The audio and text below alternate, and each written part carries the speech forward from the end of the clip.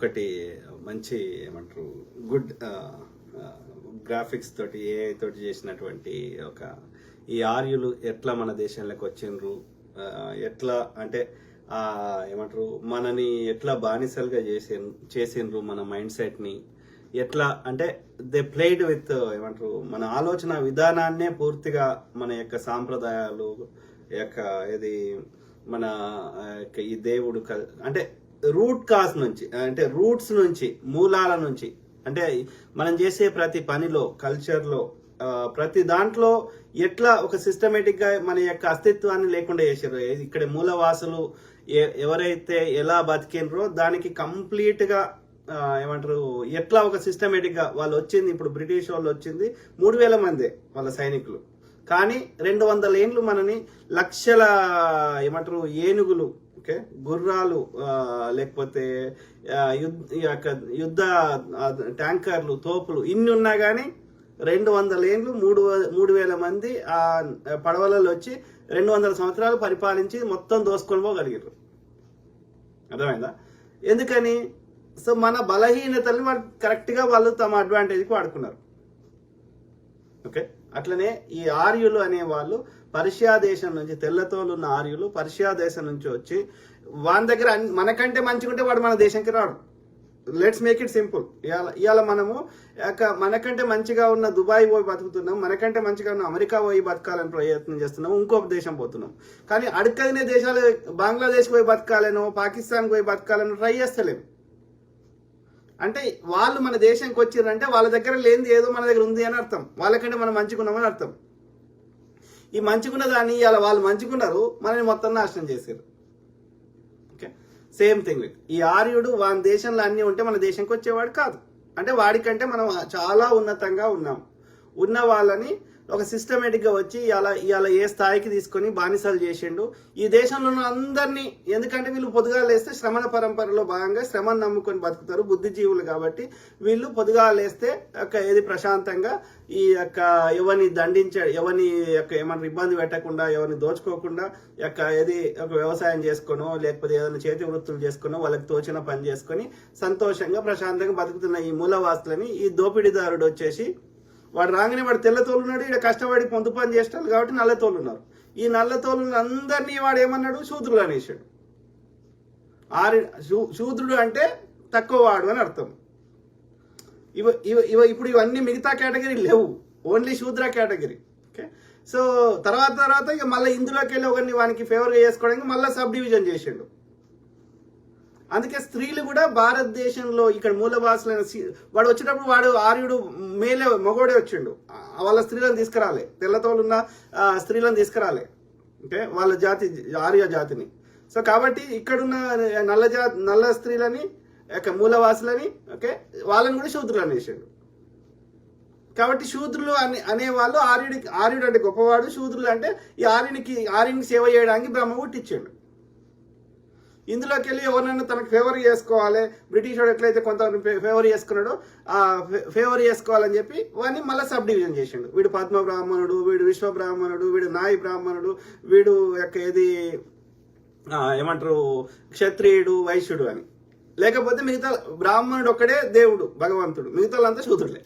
Simple. Okay, so ఆ క్రమంలో చివరిలో మీ కామెంట్స్ అవుతా. అంతకంటే ముందు ఈ వీడియో మనకి అంటే ఒక పక్కా అంబేద్కరిస్టు వాళ్ళు క్రియేట్ చేసారు.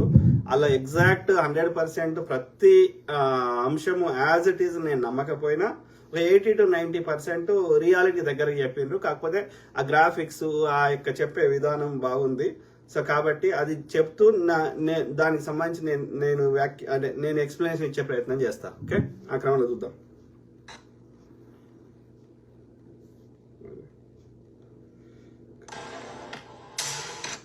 చూద్దాం.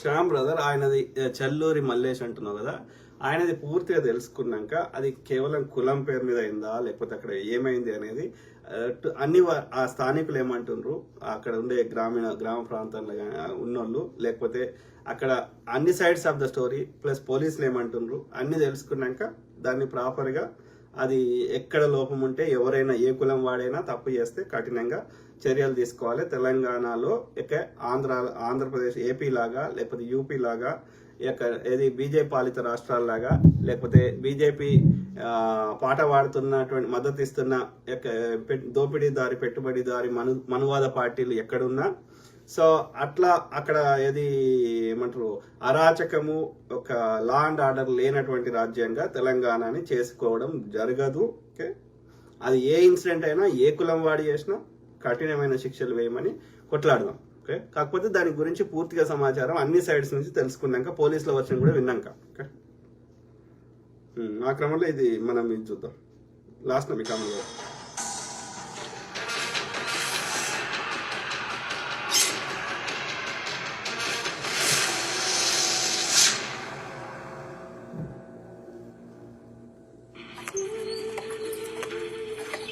పచ్చని ప్రకృతి సంపదలతో తులతూగుతున్న భూతల స్వర్గం మన భరతఖండం.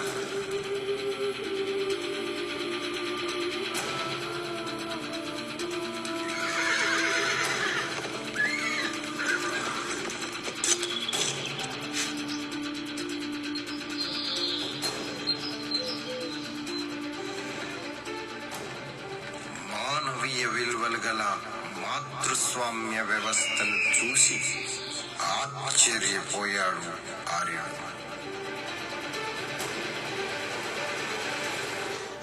అంటే ఆ టర్మినాలజీ మాతృ సంస్థ మాతృ వ్యవస్థ అంటే ద ఉమెన్ కి ఇక్కడ మూలవాసులు స్త్రీకి చాలా గొప్ప వాల్యూ ఇచ్చేవారు. సో ఇప్పుడు ఎట్లయితే ప్యాట్రియార్కల్ అంటే ఏమంటారు మగవాడి ఆధిపత్యము మగవాడిదే అన్ని నడుస్తుంది, మగవాడికి ఇంటి పేరే అన్ని A to Z. ఓకే, అలా లేకుండే ఇక్కడ మూలవాసులది. Okay, women used to be everything.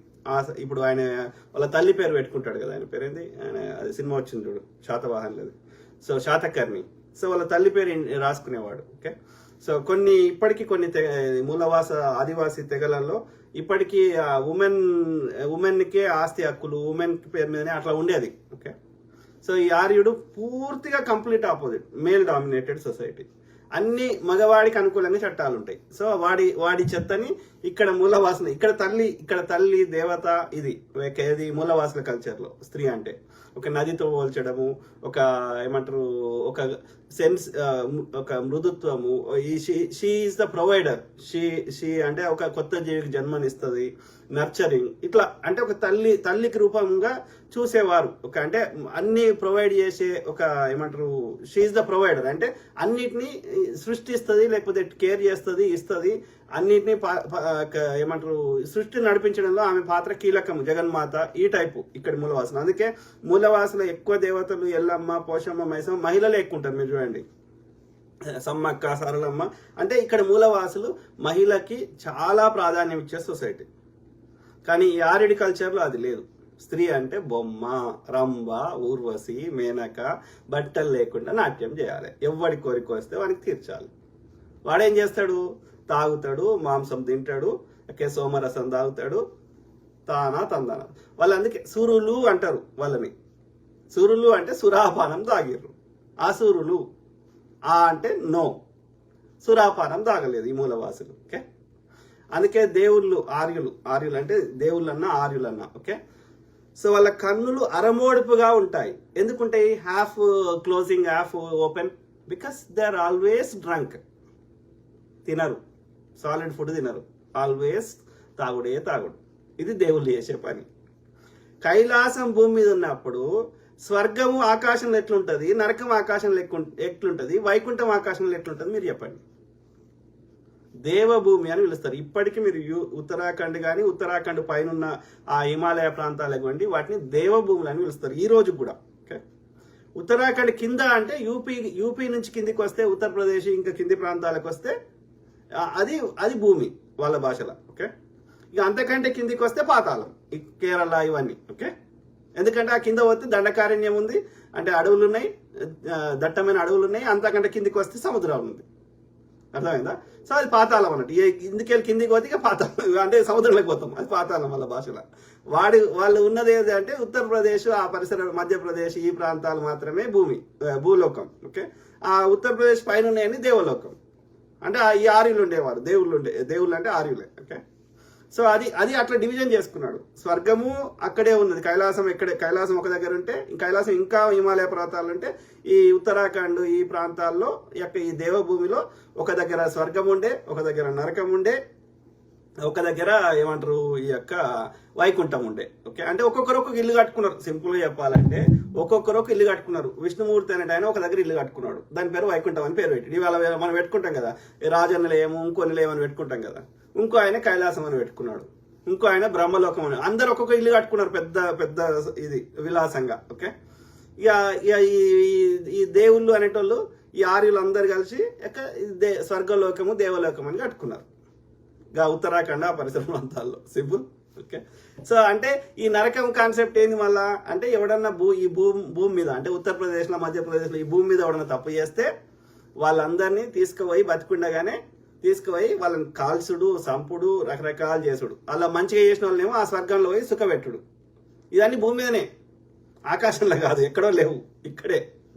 అట్లా క్రియేట్ చేసుకున్నాడు. అది వాని ఆర్యుడి యొక్క పరిపాలనా విధానం అది, లేకపోతే ప్రజలందరినీ కంట్రోల్ చేసే విధానం అది. అట్లా క్రియేట్ చేసుకున్నాడు అంతే.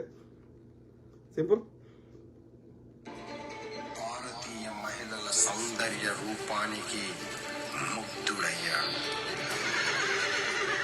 ఆర్యుడు నిలువెల్ల విషపూరితమైన లక్షణాలు గలవాడు. దృఢమైన దేహం, విపరీతమైన కామ వాంఛ గలవాడు.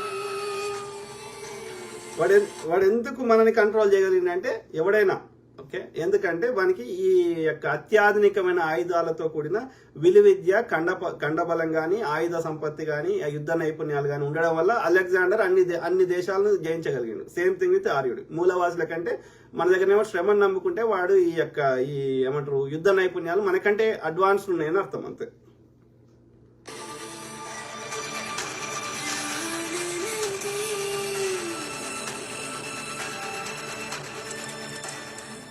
అధికారంతో వివక్షత చూపించడం, ఆధిపత్యం, ఈర్ష్య, ద్వేషాలు, కుళ్ళు, కుతంత్రాలు నిండి ఉన్నవాడు.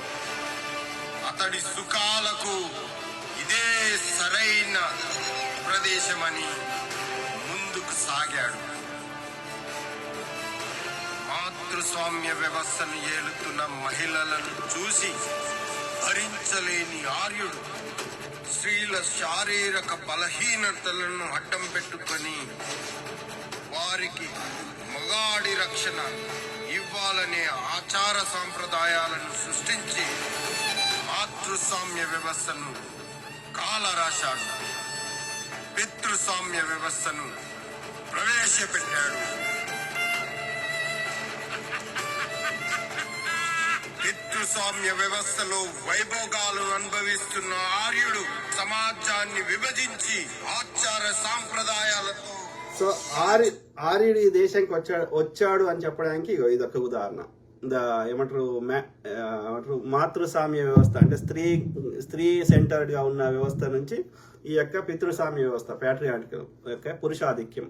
సో అది ఫస్ట్ ఇండికేటర్. ఓకే, ఈ దేశంలో, భారతదేశంలో లేకపోతే హిందుస్థాన్లో, సింధు నదికి అవతల ఉన్న ఈ మనం ఉంటున్న మన గడ్డ మీద గుర్రాలు లేవు. Okay, simple.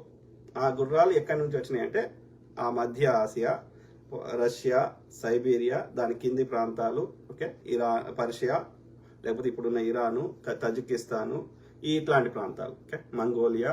సో ఆ బెల్ట్ అంతా. ఓకే, అంటే ఆఫ్ఘనిస్తాన్, పాకిస్తాన్ పైన ఉన్న ఆ టర్కీ నుంచి మొదలు పెడితే ఇక్కడ మంగోలియా దాకా ఉన్న ప్రాంతాలు, దాని పైన ఉన్న ప్రాంతాలు, రష్యా ఇవన్నీ. ఓకే, లేకపోతే సైబీరియా, ఆర్కిటిక్. ఓకే, ఇదంతా ఆ పైన ఉండే బెల్ట్లో నుంచి వచ్చినాయి. ఓకే, అది సైంటిఫిక్ గా డిఎన్ఏ ప్రకారం అక్కడ దొరికిన తవ్వకాల్లో దొరికిన ఆధారాన్ని బట్టి, ఆర్కిటెక్చరల్ అంటే చారిత్రక ఆధారాలను బట్టి, మనం చరిత్రను చెప్పాలంటే చారిత్రక ఆధారం శిలా శాసనాలు కానీ లేకపోతే తవ్వకాలు ఏమైనా బయటపడితే వాటి ఆధారంగా లేకపోతే ఎవరైనా పుస్తకాలు రాస్తే వాటి ఆధారంగా చెప్తాం కానీ ఇది చరిత్రక ఆధారాలు ఎవడో ఏదో ఫిక్షనల్ స్టోరీ వాడు రాసుకొని ఎలాంటి ఆధారం లేకుండా కేవలం ఏదో ఒకటి చెత్త పుస్తకం రాసుకుంటే ఇప్పుడు నేను కూడా ఏదో ఒకటి నాకు దోషింది రాసుకుంటే అది వర్కౌట్ కాదు, దాని చరిత్ర అన్నారు. వాడు ఒక ఫిక్షనల్ స్టోరీ రాసుకున్నాడు అని అర్థం. సో కాబట్టి ఇలా ఆర్యుడు చెప్తున్న రామాయణంకి ఎక్కడ ఎలాంటి ఆధారం లేదు, వాడు చెప్తున్న ఇది మహాభారతానికి ఎలాంటి ఆధారం లేదు, ఇంకా పురాణాలకి ఎలాంటి ఆధారం లేదు. కాబట్టి వాటిని వాడు ఫిక్షనల్ స్టోరీ రాసుకున్నాడు అంతే. వాటిని చారిత్రక ఆధారం లేనప్పుడు, శిలాశాసనాలు లేనప్పుడు, లేకపోతే ఇంకో తవ్వకాల్లో బయటపడినప్పుడు వాటికి విలువ లేదు. ఎవడైనా ఏమైనా రాసుకోవచ్చు, సింపుల్. వాడు చెప్తున్న హిందుత్వము అంటే మరి హిందూ శబ్దం చూపెట్టరా ఈ పుస్తకాల ఉపనిషత్తులలో వేదాలలో అంటే చూపెట్టరు. సో అర్థమైంది,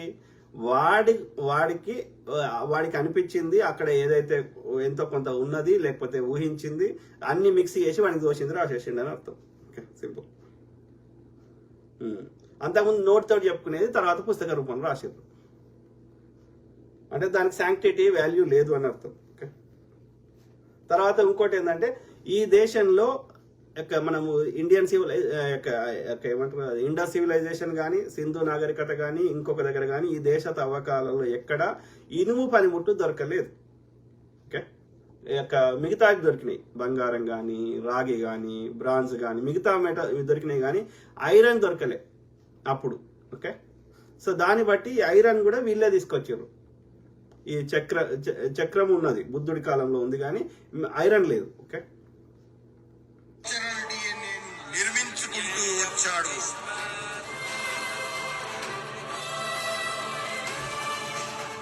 ఆర్యుడి సుఖాలకు విఘాతం కలిగినప్పుడల్లా పూర్వజన్మ, పునర్జన్మ, కర్మ, ఆత్మ, పరమాత్మ వంటి ఆచార సాంప్రదాయాలతో భక్తి బానిసత్వంలోకి తోసి కోల్పోయిన ఆధిపత్యాన్ని దక్కించుకుంటూ వచ్చాడు.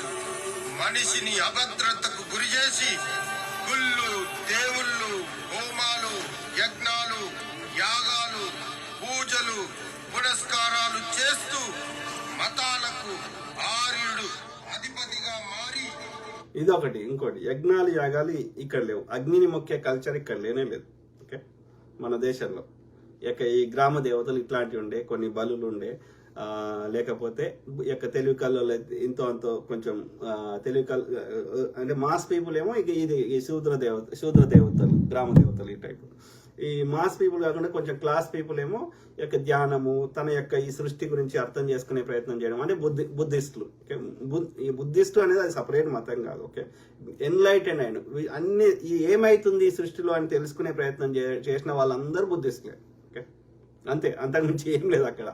ఎట్లా అంటే ఒక రకంగా చెప్పాలంటే they try to understand the Einstein's relative theory, space and time relative theory, as well as the quantum mechanics are quantum physics. ఈ రెండింటిని అధ్యయనం చేసే ప్రయత్నం చేసిన వాళ్ళు బుద్ధిస్టులు. సింపుల్. ఓకే, సృష్టి ఎట్లా నడుస్తుంది అనేది అంతే, అంతకుమించి ఏం లేదు. నరబలి, దేవదాసి, బాల్య వివాహం, సతీ వంటి దురాచారాలకు కల్చరల్ డిఎన్ఏలో చూపించి అందరినీ బానిసలుగా మార్చి మతాల మీద పట్టు సాధించాడు. అదే ఇక్కడ ఇదే ఈ స్పెసిఫిక్ వర్డ్ వాడుతున్నాడు, కల్చరల్ డిఎన్ఏ. అంటే మనం సిస్టమేటిక్ గా మన మైండ్ సెట్ ని ఒక బానిస వాడు అనుకున్న దాని ప్రకారం వాడి కంట్రోల్కి తెచ్చుకున్నాడు అనేది. అది డాన్స్ రూపంలో కానీ లేకపోతే స్క్రిప్చర్స్ రూపంలో కానీ ప్రతి దగ్గర మనని సబ్ కాన్షియస్ లెవెల్లో మనని మైండ్ ని మొత్తం ఇది వానికి బానిసగా చేసుకున్నాడు అనేది.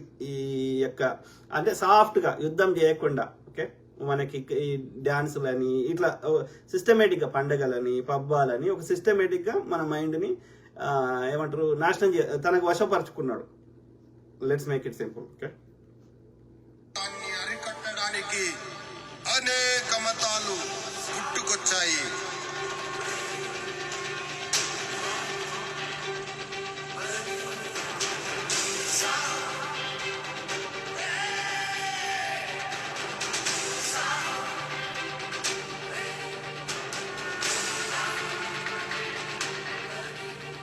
రాజులు ప్రజలు ఆర్యుని బహిష్కరించడం వల్ల అధికారం, ధనం, తిండి, నిద్ర, శృంగారాలకు దూరమై ఇస్లాం రాజుల సహాయంతో ఎదురు తిరిగిన వారిని ఊచకోత కోసి తన ఉనికిని మళ్ళీ చాటుకున్నాడు.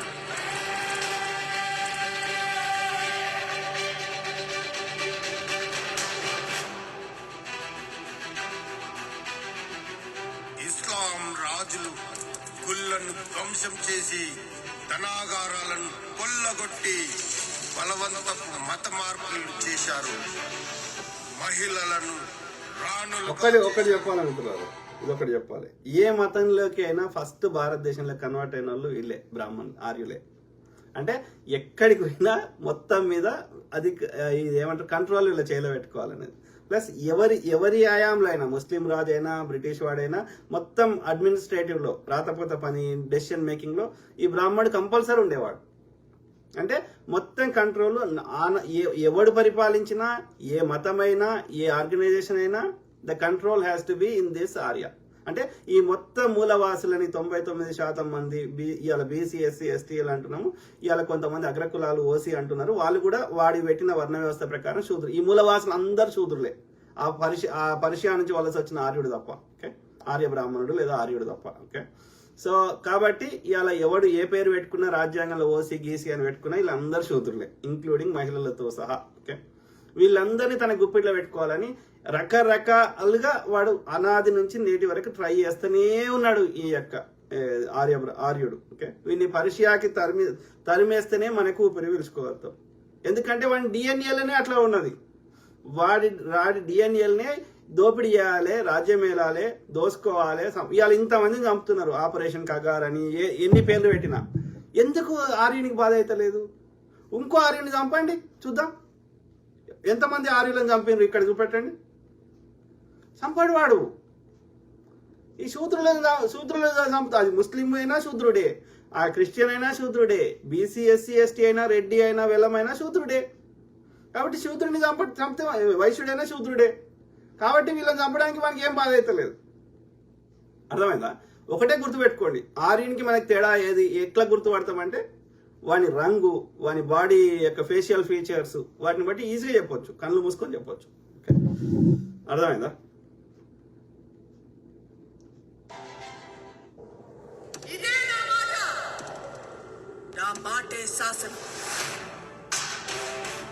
అది ఓర్వలేని ఆర్యులు తెల్ల దొరల సహాయంతో ఇస్లాం రాజుల పతనానికి నాంది పలికారు. బ్రిటిష్ ప్రభుత్వం, గవర్నర్, ఇదొకటి చెప్పాలి. ఈ బ్రాహ్మణుడు చెప్పిన నిన్నన్ని రోజులు ఎవరికి సమస్య రాలే. అది ముస్లిం రాజైనా, ఇంకోరైనా. ఎప్పుడైతే ఈ బ్రాహ్మణుడికి జిజియా వేసిండ్రో వాని పతం, వాని పొంత, లేకపోతే వాళ్ళ యొక్క ఏమంటారు ఆస్థానంలో నోబుల్స్ అంటే అరిస్టోక్రాట్స్, అదే డెసిషన్ మేకింగ్, రాతపూత డెసిషన్ మేకింగ్ పనులలో ఈ బ్రాహ్మణులను తీసేసి ఆ పర్షియా నుంచి తెచ్చుకున్న వాళ్ళని పెట్టుకోగానే మాకిట్లా చేస్తావా, మా ఆధిపత్యాన్ని తీసేస్తావా అని వాళ్ళని లేకుండా చేయడానికి ప్రయత్నం. సేమ్ థింగ్ విత్ బ్రిటిష్ అయినా. ఓకే, ఎప్పుడైతే వీడికి వాల్యూ ఇచ్చిన రోజులు మిగతా 99 మంది శూద్రులు ఏమైనా వీడికి పట్టింపు లేదు. వీని మీద కూడా వాళ్ళు వీని ఆధిపత్యాన్ని లేకుండా చేస్తే అప్పుడు వీడు వాడిని లేకుండా చేస్తాడు. అంటే ఎంత క్రూరులో వీళ్ళ మైండ్ సెట్ అర్థం చేసుకోండి. తెల్లతోలున్నోడు యొక్క పైన ఉండాలి. తెల్లగున్న ఆవు దేవత. అదే మూలవాసులు ఈ దేశంలో యొక్క వాడు తెచ్చిన అక్కడి నుంచి. సో ఇక్కడ దేశంలో పుట్టినటువంటి యొక్క బర్రె లేకపోతే గేదె, దాన్ని చంపేసి ఇలా ప్రపంచంలో నంబర్ 2 బీఫ్ ఎక్స్పోర్ట్ దేశం ఏదిరా అంటే ఆవును దేవతగా పూజించేటువంటి ఈ భరతఖండము హిందూస్థాన్. ఓకే, హిందువులు మాంసం తినరు, ఆవును దేవతగా మొక్కుతారు, స్త్రీని దేవత మొక్కుతారు అన్న దేశంలో ఇవాళ ప్రపంచంలో 2వ ఎక్స్పోర్ట్ బీఫ్ ఎక్స్పోర్ట్ యొక్క దేశం ఏదిరా అంటే భారతదేశం. అర్థం చేసుకోండి. ఆ యొక్క అమెరికాను మించిపోయింది. ఓకే, ఫస్ట్ బ్రెజిల్ ఉండే, తర్వాత అమెరికా ఉండే, తర్వాత ఇండియా ఉండే. ఇప్పుడు బ్రెజిల్ తర్వాత అమెరికా వచ్చింది, రేపొద్దున ఇండియా వచ్చింది, రేపొద్దున ఇండియానే ఫస్ట్ అవుతుంది కావచ్చు. అంటే ఆవును పూజ చేసే దేశంలో ఎట్లా నంబర్ 1 ఎక్స్పోర్ట్ అవుతుంది? మోడీ గారు అంటారు పింక్ రెవల్యూషన్ అంటారు. భారతదేశంలో ప్రతి బీఫ్ కంపెనీ ఉంది ఆర్యందే, ఆర్య బ్రాహ్మణ్దే. మళ్ళీ వాడి అంటే ఏం ఆవును చంపొద్దు కానీ బర్రెను గేదెను చంపొచ్చు అంట. ఎందుకని అంటే ఆర్యుని చంపొద్దు కానీ ఈ శూద్రులను చంపొచ్చు. ఆవుని చంపొద్దు ఆర్యుని చంపొద్దు కానీ శూద్రుని చంపొచ్చు. ఆవుని తెల్లతోలున్న ఆర్యుని చంపొద్దు, నల్లతోలున్న శూద్రుని చంపొచ్చు. Okay, same thing. తెల్లతోలున్న ఆవుని చంపొద్దు కానీ నల్లతోలున్న గేదెని బర్రెని చంపొచ్చు. అంటే నల్లతోలుకి విలువ లేదు. సేమ్ థింగ్ బ్రిటిష్ వాడు ఈ నల్లతోలున్న వాళ్ళని ఏం చేసిండు? ఇవాళ అమెరికాలో ఎందుకున్నారు బానిసలు, లేకపోతే ఇంకో దేశంలో ఎందుకున్నారు ఆఫ్రికాలో పుట్టిన వాళ్ళు తెల్ల దేశాలలో, లేకపోతే ఇండియన్స్ ఇలా ఫిజీలో పోతే ఎందుకుంటారు, మారిషస్లో పోతే ఎందుకుంటారు, ఇంకో దేశం పోతే ఎందుకుంటారు ఆ ప్రపంచంలో మొత్తం ఈ ఇండియన్స్? ఎందుకంటే ఈ నల్లతోలు ఉన్న వాళ్ళని వాడు చెప్పిన వాడు ఏ దేవుడు బ్రహ్మనో వానికి ఏం పేరు పెట్టుకున్నా సరే ఆ దేవుని పేరు. ఓకే, సో వాడు ఎందుకు క్రియేట్ చేసిండు అంటే వాడు ముక్కులకెళ్ళి ఎందుకు క్రియేట్ చేసిండు, వీని యొక్క పాదాలకెళ్ళి ఎందుకు క్రియేట్ చేసిండు అంటే ఈ పాదాలకెళ్ళి వీని నల్లతోలు పుట్టించినోని ఆ తెల్లతోలు ఉన్నోనికి సేవ చేయడానికి పుట్టించిండట అని రాసుకున్నాడు. అది గింతే. మనుధర్మ శాస్త్రం అంటే ఏం లే, వాడు రాసిన పుస్తకం గింతే. ఓకే, సో వాడు మనుధర్మ శాస్త్రం నథింగ్ బట్ ఇప్పుడున్న భారత రాజ్యాంగం ఎట్లుందో వాడు ఈ భారత రాజ్యాంగం డాక్టర్ బాబాసాహెబ్ అంబేద్కర్ గారు రాసిన రాజ్యాంగం అమల్లోకి రాకముందు మన మీద అమలు చేసిన రాజ్యాంగం పేరు మనుధర్మ శాస్త్రం. ఓకే, మను అనేటువంటి ఆర్య బ్రాహ్మణుడు రాసేడు. ఎవడు కుసవాలే, ఎవడు తినాలే, ఎవడు తుమ్మితే ఏం పని, ఈ శూద్రుడు తుమ్మితే ఏం పనిష్మెంటు, బ్రాహ్మణుడు శూద్ర స్త్రీని ఎన్ని రాత్రులు గడపాలి, ఎన్ని రాత్రులు గడిపినా వాడికి శిక్షలు ఉండయా, వీడు కుర్చీల మీద కూర్చోవచ్చా, లేకపోతే వీడికి మూతికి ఏమైనా కట్టుకోవాలన్నా, ముంత కట్టుకోవాలన్నా, ఇట్లా రకరకాలుగా చెత్త అంతా రాసిండు. వీని ఎన్నిసార్లు కుంభి పాకం చేయాలి, ఎన్నిసార్లు నూనెల గోలియాలి, ఇక వానికి ఉన్న వికృత చేష్టలు అన్ని, ఇక వానికి ఉన్న ఏమంటారు వైల్డ్ థాట్స్ అన్ని చేసేసిండు. ఎవడి మీద? తోటి ఆర్యుడి మీద కాదు, తెల్లతోలున్న తోటి ఆర్యుడి మీద కాదు, ఈ మూలవాసుల మీద, ఈ నల్లతోలున్న శూద్రుల. అంటే వాడి దృష్టిలో వీళ్ళ ప్రాణంకి విలువ లేదు. సో వాడికి దోషిని అన్ని చేసుకుంటూ పోయిండు, వాని వికృత చేష్టలు అన్ని చేసుకుంటూ పోయిండు. సో ఇదే వాని యొక్క పుస్తకం ఎందుకు డాక్టర్ బాబాసాహెబ్ అంబేద్కర్ గారు చెప్పమన్నారంటే గిందుకే. ఓకే, వాడి పుస్తకమే తప్పు రాసుకున్నాడు, వాడు పైన ఉండాలని రాసుకున్నాడు. బ్రాహ్మణి కాలు మొక్కాలని చెప్తాడు, బ్రాహ్మణుడు దేవుడు అని చెప్తాడు. ఓకే, బ్రాహ్మణి భార్యను చూచినా తుమ్మినా దగ్గినా వాడు ఎన్నో జన్మల పాపం అంటగడతాడు, వాడు నరకానికి పోతాడు, ఏమేమో చెప్పిండు చెత్త. మరి శూద్రుడి భార్యను చూస్తే మరి దానికి కూడా రాయాలి కదా పుస్తకం. So that it self shows. Okay, వాడి ఆధిపత్యం కోసం రాసుకున్న పుస్తకం అది. సింపుల్. సో ఆ కంపారిజన్ ఎందుకు చెప్పినా అంటే తెల్లతోలు ఇక్కడ ప్రపంచం మొత్తము ఇవాళ ఎందుకు నల్లతోలు ఉన్న వాళ్ళు ఆ బానిసలు అయితే ఆయా దేశాలు స్వతంత్రం వచ్చినాక ఓకే అప్పుడు వాళ్ళు అక్కడ పౌరులు అయిపోయారు. ఓకే, ఈ మధ్య కాలంలో వినాలి కాదు వాళ్ళు. అంటే వీడు బానిసలుగా ఈ నల్లతోలునందరూ తీసుకుపోయాడు, బాండెడ్ లేబర్ చేయించుకున్నాడు.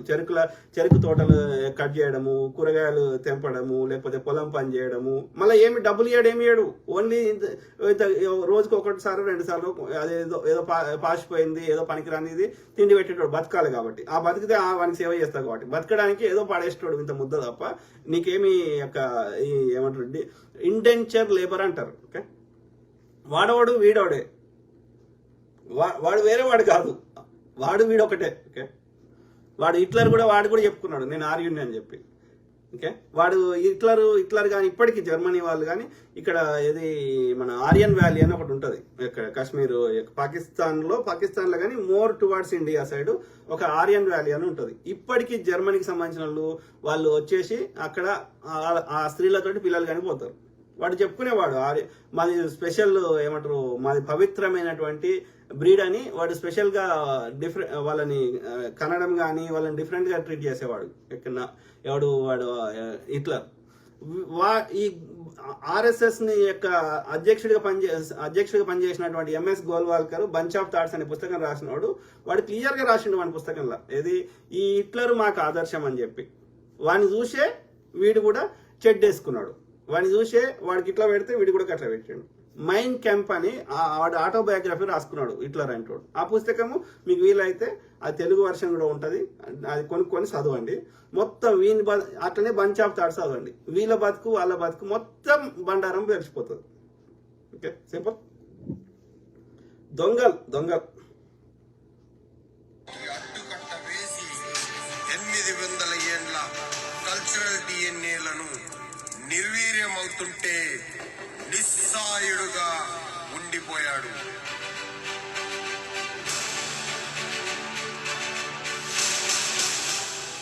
ఆర్యుడు స్వలాభాపేక్షతో స్వాతంత్ర పోరాటానికి నాంది పలికాడు.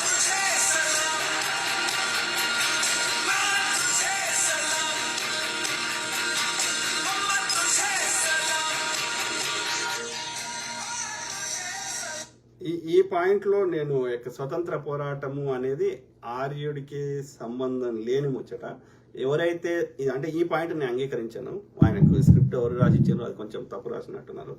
ఓకే, సో ఇక్కడ 2 పాయింట్స్ ఉన్నాయి. ఒకటి, ఎవరైతే దాన్ని పెంచి పోషిస్తున్నారో ఆర్య బ్రాహ్మణులు వాళ్ళని ఏమంటారు, వాళ్ళని రూట్ కాజ్ ఏది ఉందో దాన్ని తప్పకుండా తొలిచేయాల్సిన అవసరం ఉంది, తీసేయాల్సిన అవసరం ఉంది. ఓకే, అది కాకుండా మిగతా వాళ్ళము మనకు తెలియకుండానే ఇవాళ మన సబ్ కాన్షియస్ లెవెల్లో కొంతమంది అది ఒక సామాజిక రుగ్మతగా మారిపోయింది. అది మిగతా కమ్యూనిటీ వాళ్ళు కావాలని చేస్తలేరు, వాళ్ళకి వాళ్ళకి వంశపారంపర్యంగా ఈ ఆర్యుడు మన లోపల చేయడం వల్ల అది ఇవాళ ఏ కులం వాడైనా కొంత ఏమంటారు పక్క కులం వాడి మీద ఆ డిస్క్రిమినేషన్ వచ్చే విధంగా చేయడంలో ఆర్యుడు సక్సెస్ అయ్యిండు, మన బ్రెయిన్ని వాష్ చేయడంలో. ఓకే, కాబట్టి నేనేమంటా, వీడిని తిట్టాను, నేను ఈ సోర్స్ని తిడతా.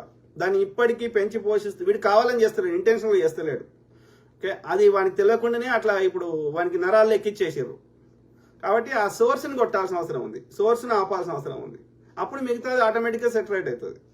కాబట్టి మిగతా వాళ్ళని అది సామాజిక రుగ్మతగా మార్చినప్పుడు, ఆ సామాజిక రుగ్మతలో మనం కూడా ఒక పావులుగా మారినప్పుడు, మన ఈ ఇంటెన్షన్గా చేయనప్పుడు వాడిని తిట్టవద్దు, వాడిని కూడా ఎడ్యుకేషన్ చేసి మార్చే ప్రయత్నం చేద్దాం. కానీ సోర్స్ ఓడి చేస్తున్నాడు, అది ఇప్పటికీ పెంచి పోషిస్తున్నాడు, అది సృష్టించినోడు, ఇప్పటికీ గుళ్ళల్లో కానీ ప్రతి చోట ఇది కులాలు పోకూడదండి అని చెప్తున్నాడు, సమ్మక్క సారలమ్మ కూడా దేవుళ్ళ అండి చెప్తున్నాడు, ఇట్లాంటి వాళ్ళు, లేకపోతే చాగంటి లాంటి వాళ్ళు, గొల్లోళ్ళు ఇప్పటికీ ఏమంటారు వెంకటేశ్వర స్వామికి ఈ కులపోడు ఇది దేవాలే, ఆ కులపోడు అది దేవాలే, ఎందుకు చెప్తావు? బ్రాహ్మణుడు నువ్వే దేవచ్చు కదా. అంటే ఈ ఒక కులమోడు రథం గుంజాలి ఇవన్నీ ఓడి చెప్తున్నాడు, ఫలానా రెడ్డి అని చెప్తలేడు, ఫలానా వెల్బా అని చెప్తలేడు. ఎస్, వాళ్ళకి ఆ సబ్ కాన్షియస్ లెవెల్లో ఈ కులం వారి మీద ఒక హేట్రేట్ క్రియేట్ చేసి ఉంటారు, లేకపోతే వీళ్ళు తక్కువ అన్న భావాన్ని క్రియేట్ చేసి ఉంటారు. ఆ విధంగా తెలిసో తెలియకో ప్రవర్తించుండొచ్చు కొన్ని కులాల వారు. ఈవెన్ బీసీలు కూడా దళితుల మీద ఒక డిఫరెంట్గా ప్రవర్తించుండొచ్చు, లేకపోతే ఒక దళితులనే వాళ్ళ సబ్ కాస్ట్లలో ఇప్పుడు మాల వాళ్ళు మాదిగ వాళ్ళతో డిఫరెంట్గా ప్రవర్తించుండొచ్చు. కానీ వాళ్ళు ఇంటెన్షనల్ చేస్తలేరు, కావాలని చేస్తలేరు. మనందరం కూడా ఈ ఆర్యుడు చూపించిన వ్యవస్థలో పావులం అయిపోయినాం. కాబట్టి వీళ్ళని తిట్టవద్దు మనం. ఎవడు సోర్స్ని ఇది పెంచి పోషిస్తున్నాడు, ఎవడు పొద్దుగాలేస్తే అది అవే బోధన చేస్తున్నాడు, అట్లనే ఉండాలని ప్రయత్నం చేస్తున్నాడు, ఎవడన్నా ఉండకపోతే వాని సమాజంలో వెలివేస్తున్నాడు, వాడిని దండిస్తున్నాడు, భారత రాజ్యాంగాన్ని అంగీకరించని వాడు, భారతీయ జెండాను అంగీకరించని వాడు, వాళ్ళ యొక్క ఆర్ఎస్ఎస్ భవనం మీద జెండాని ఎగరేవేయని వాడు, 99% మంది బీజేపీలో కానీ ఆర్ఎస్ఎస్లో కానీ ఏబీవీపీలో కానీ దాని అనుబంధ సంస్థల్లో నిర్ణయం చేసిన వాళ్ళందరూ ఆర్యులు ఉన్నోళ్ళు. వాళ్ళు లేకపోతే వాళ్ళ యొక్క ఆధిపత్యం ఎక్కడ తగ్గిపోతుంది అన్నప్పుడు ఈ సూదులని బాంబులు పెట్టి చంపి ముస్లింలు చంపుతున్నారని ప్రచారం చేస్తున్నారు. సోర్స్ ఏది ఉందో దాన్ని కొట్టాలి, అర్థమైందా? మూలం ఏడుందో దాన్ని కదా తీయాల్సింది కదా. ఇప్పుడు మీదికి ఆయింట్మెంట్ వస్తే లోపల ఉన్న రోగం తగ్గదు కదా. లోపల బ్యాక్టీరియానో వైరస్ ఉంటే దాని రిలేటెడ్ యాంటీబయాటిక్ ఇంకోటి వేస్తే తగ్గుతుంది కదా, రైట్? ఇప్పుడు చెట్టుకు రోగం వస్తే అది రోగం వస్తే ఆకుకి మందు కొడితే పోతుందా? కొన్నిసార్లు వేరుకి కొట్టాలి, వేరుకే చెట్టు మొదల్లో వేయాల్సి వస్తుంది. ఓకే, కాబట్టి మనం రూట్ కాజ్ని కొట్టాలి. రూట్ కాజ్ని చంపినాం అనుకో మిగతాది మళ్ళీ పచ్చగా చేయడం పెద్ద కష్టం కాదు. మిగతా ఈ కావాలని చేయనటువంటి వాళ్ళని మార్చడం పెద్ద కష్టం కాదు, ఆ రూట్ని ఆపేస్తే. ఓకే, కాబట్టి మనం రూట్ తోటి కొట్లాడుతున్నాం, మిగతా వాళ్ళతో కొట్లాడుతున్నాం. ఓకే,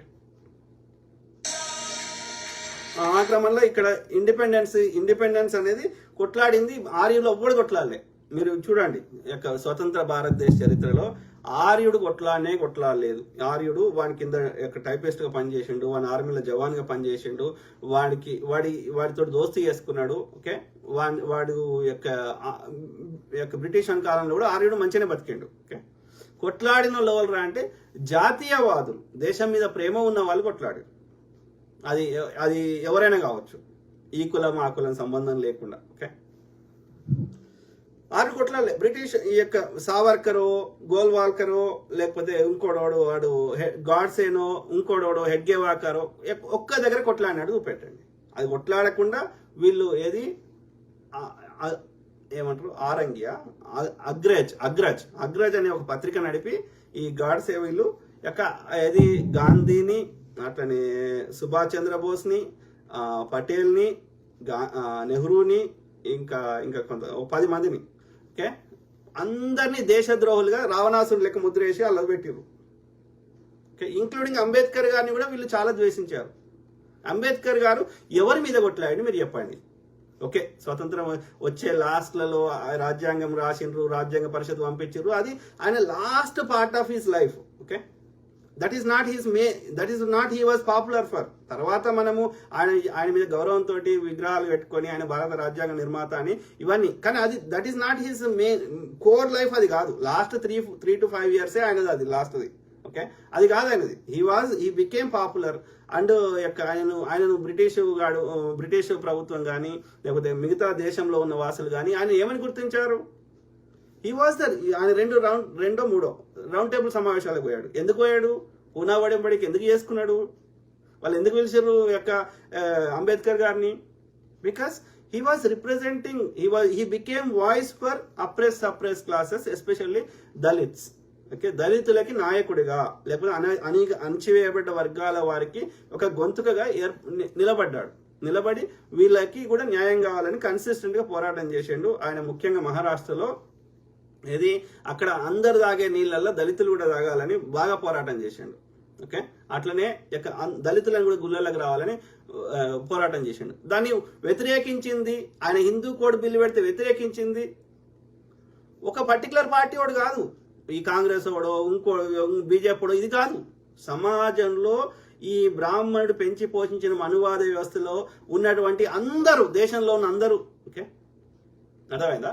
సో అంటే ఒక వ్యవస్థకి ఇప్పుడు ఆడపిల్ల పెళ్లి కాగానే అత్తగారింటికి పోవాలి అనే కల్చర్ స్టార్ట్ చేసారు పేట్రియాటికల్ సొసైటీలో.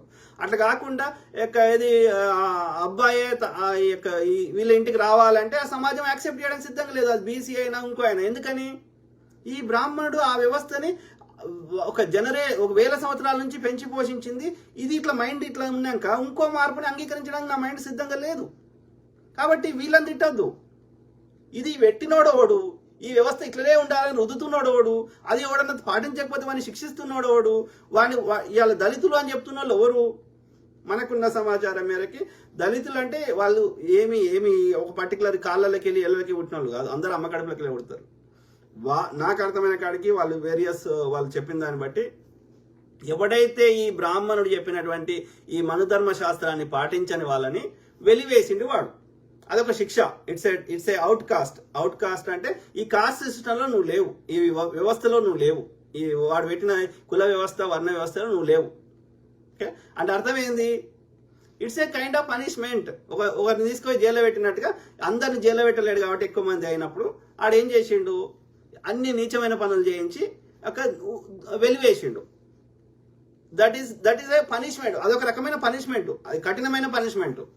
సో వాని వ్యవస్థలో ఎందుకు లేడు దళితుడు అంటే వాళ్ళని శిక్షించిండు, వాడి వ్యవస్థని పాటిస్తలేరు అని శిక్షించిండు.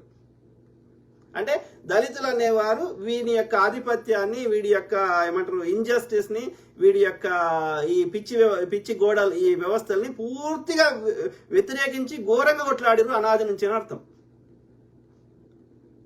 సింపుల్. అందుకే వాడికి దళితుల మీద అత్యంత కోపం ఉంటుంది, తర్వాత ముస్లింల మీద ఉంటుంది. ఎందుకంటే ముస్లింలు కూడా వీని పూర్తిగా వ్యతిరేకించారు, వీని ఆధిపత్యాన్ని. ముస్లింలు వచ్చినాకనే వాడి ఆధిపత్యం కొంచెం తగ్గింది మన దేశంలో.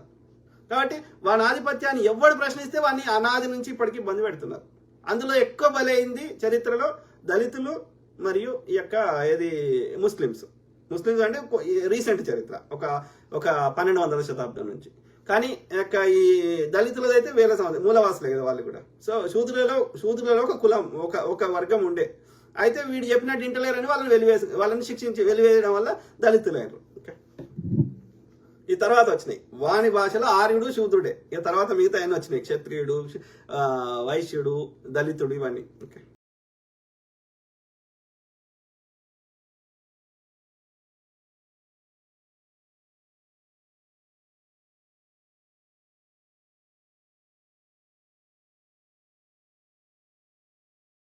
మళ్ళీ ఇదొకటి, ఈ ఆర్యుడు ఏంటంటే వాడు కొట్లాడు, వాడు ఏం చేయడు, కానీ మనకు కొట్లాడ పెడతాడు. ఇవాళ సుభాష్ చంద్రబోసు, గాంధీ గారు వాళ్ళు ఏది బ్రిటిష్ వాడి నుంచి బానిస సంఖ్యలోకి వెళ్ళి మనం స్వయం పరిపాలన చేసుకోవాలి. ఎందుకంటే వాడు విదేశపోడు, మన దేశ సొమ్ము దోసుకుంటున్నాడు, మన బేసిక్ రైట్స్ ని కూడా తీసేస్తున్నాడు, మనకు పరిపాలన భాగస్వామ్యం లేదు, మనకి తినడానికి తిండి లేదు, కట్టుకోవడానికి బట్టలేని స్థాయికి తీసుకొచ్చిండు, ఒకరప్పుడు సుఖ సంతోషాలతో బతికిన వాళ్ళని అని వాళ్ళు ఈ స్వతంత్రం కావాలి, స్వయం పరిపాలన కావాలని వాళ్ళు పోరాటం చేశారు జాతీయవాదులు. కానీ ఆర్యుడు ఏనాడు చేయలే, ఆనాడు చేయలే, ఈనాడు చేయలే, ఏనాడు కత్తి పట్టలే, ఏనాడు వ్యాపారం చేయలే, ఏనాడు మొద్దు పని చేయలే, ఏం చేయలే. కుట్రలకు తంత్రాలు చేసుడు, విలాసంగా సురాపానం దాక్కుంటా ఎంజాయ్ చేస్తాడు. కాబట్టి ఇది చూద్దాం.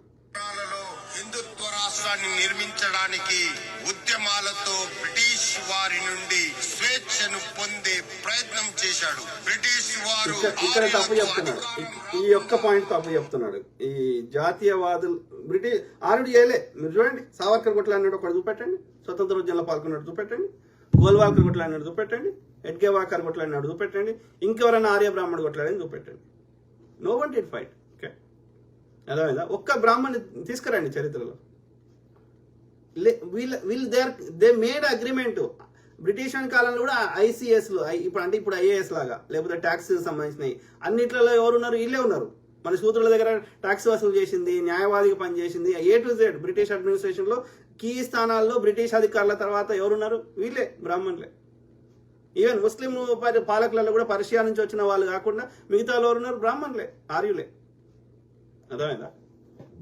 ఇడు ఎవడు కొట్లాలే, ఆర్యుడు ఎవ్వడు కొట్లాలే. ఈ కొట్లాడిన వాళ్ళు జాతీయవాదులు, దేశభక్తులు, దేశం మీద ప్రేమ ఉన్న వాళ్ళు, మూలవాసులు, అది ఏ కులమన్న కావచ్చు.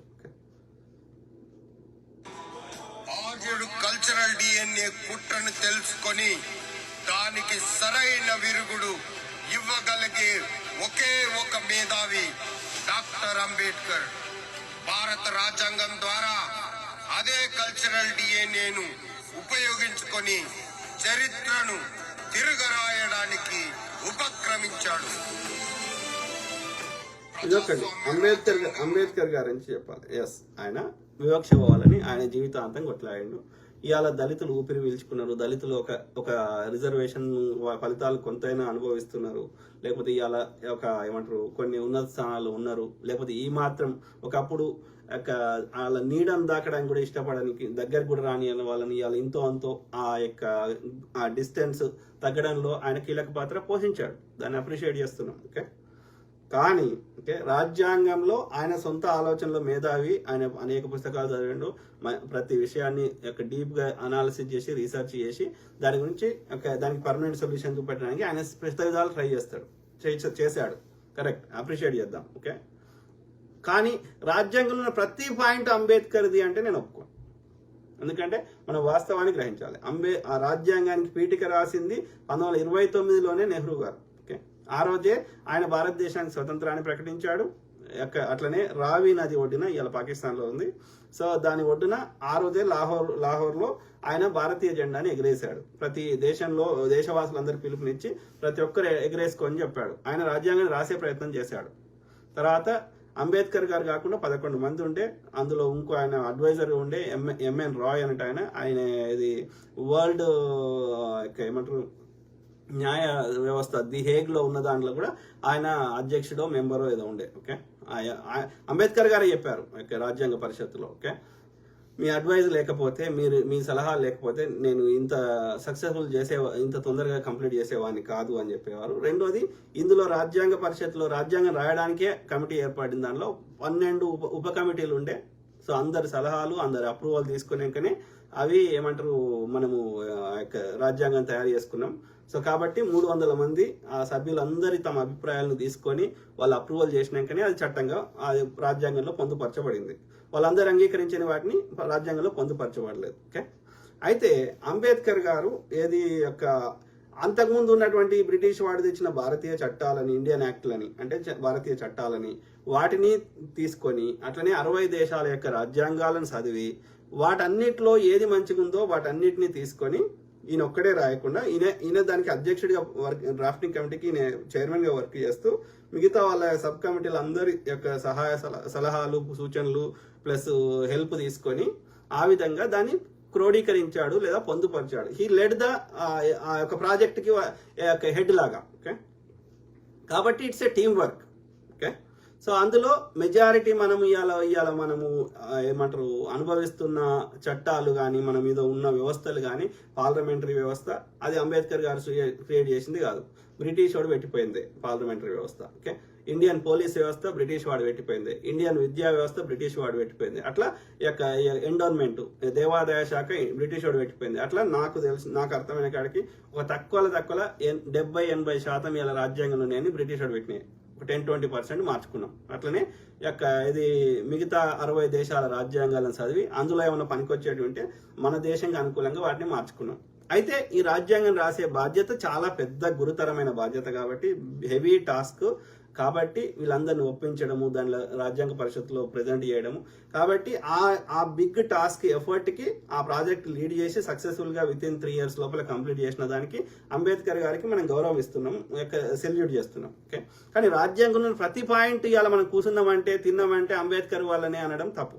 ఓకే, ఎందుకంటే అందరి ఆ రాజ్యాంగ పరిషత్లో ఉన్న మొత్తం ఈ 300 మంది అంటే ఇవాళ పార్లమెంట్ సభ్యులు ఎట్లున్నారో అంతమంది వాళ్ళ యొక్క అభిప్రాయాలను తీసుకొని అందరి అప్రూవల్ ద్వారానే అది రాజ్యాంగంలో పొందుపరచబడినప్పుడు వాళ్ళందరికీ కూడా క్రెడిట్ పోతుంది. ఓకే, కాకపోతే అంబేద్కర్ గారికి తన సొంత ఆలోచనలు కూడా అంబేద్కర్ గారి మీద ఉన్న గౌరవంతో ఆ కమిటీ సభ్యులు వాళ్ళు ఓకే చెప్పారు, గౌరవించారు.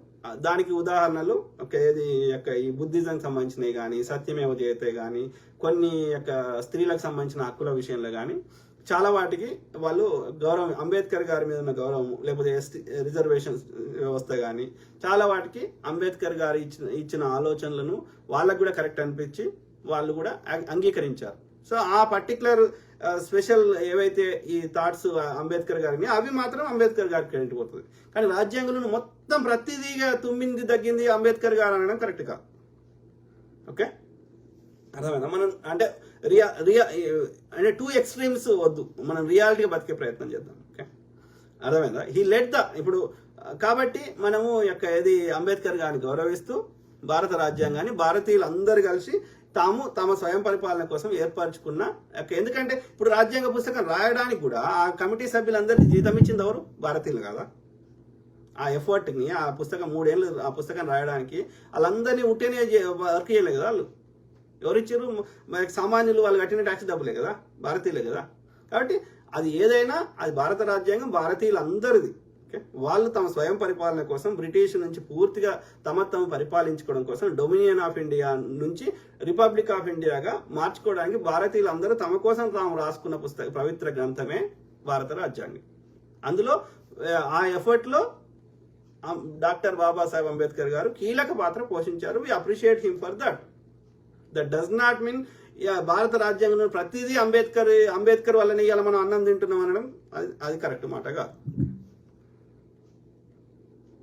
భారత ప్రజల స్వేచ్ఛ సమానత్వంతో సృష్టించబడిన కల్చరల్ డిఎన్ఏతో మహిళలకు, శూద్రులకు ఆర్థిక, సామాజిక, రాజకీయ హక్కుల కల్చరల్ డిఎన్ఏ నిర్మించబడింది.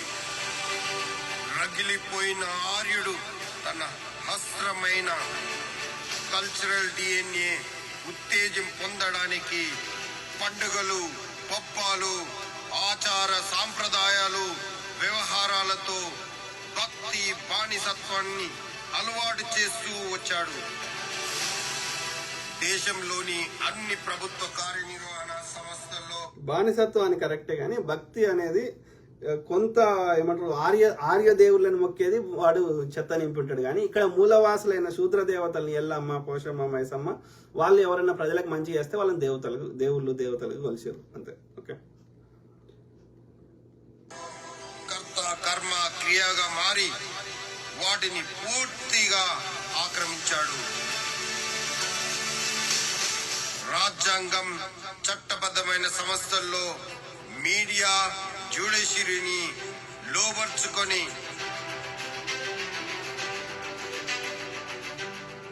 కుట్రపూరితంగా ట్రేడింగ్, జిఎస్టి, డిమానిటైజేషన్ ప్రవేశపెట్టి వీళ్ళు కూడా ఆర్యులే. ఈ బనియా ఉత్తర భారత చెందిన బనియాలు కూడా ఆర్యులే, తెల్లతోళ్ళు.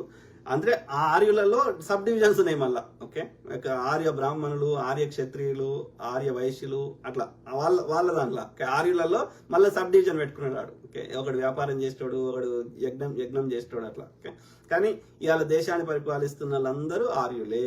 ఓకే, ముఖ్యంగా వెనకాల ఉండి మొత్తం బీజేపీ, ఆర్ఎస్ఎస్, దాని అనుబంధ సంస్థలు మొత్తం ఉన్నది బ్రాహ్మణ వర్గము, ఆర్య బ్రాహ్మణులు.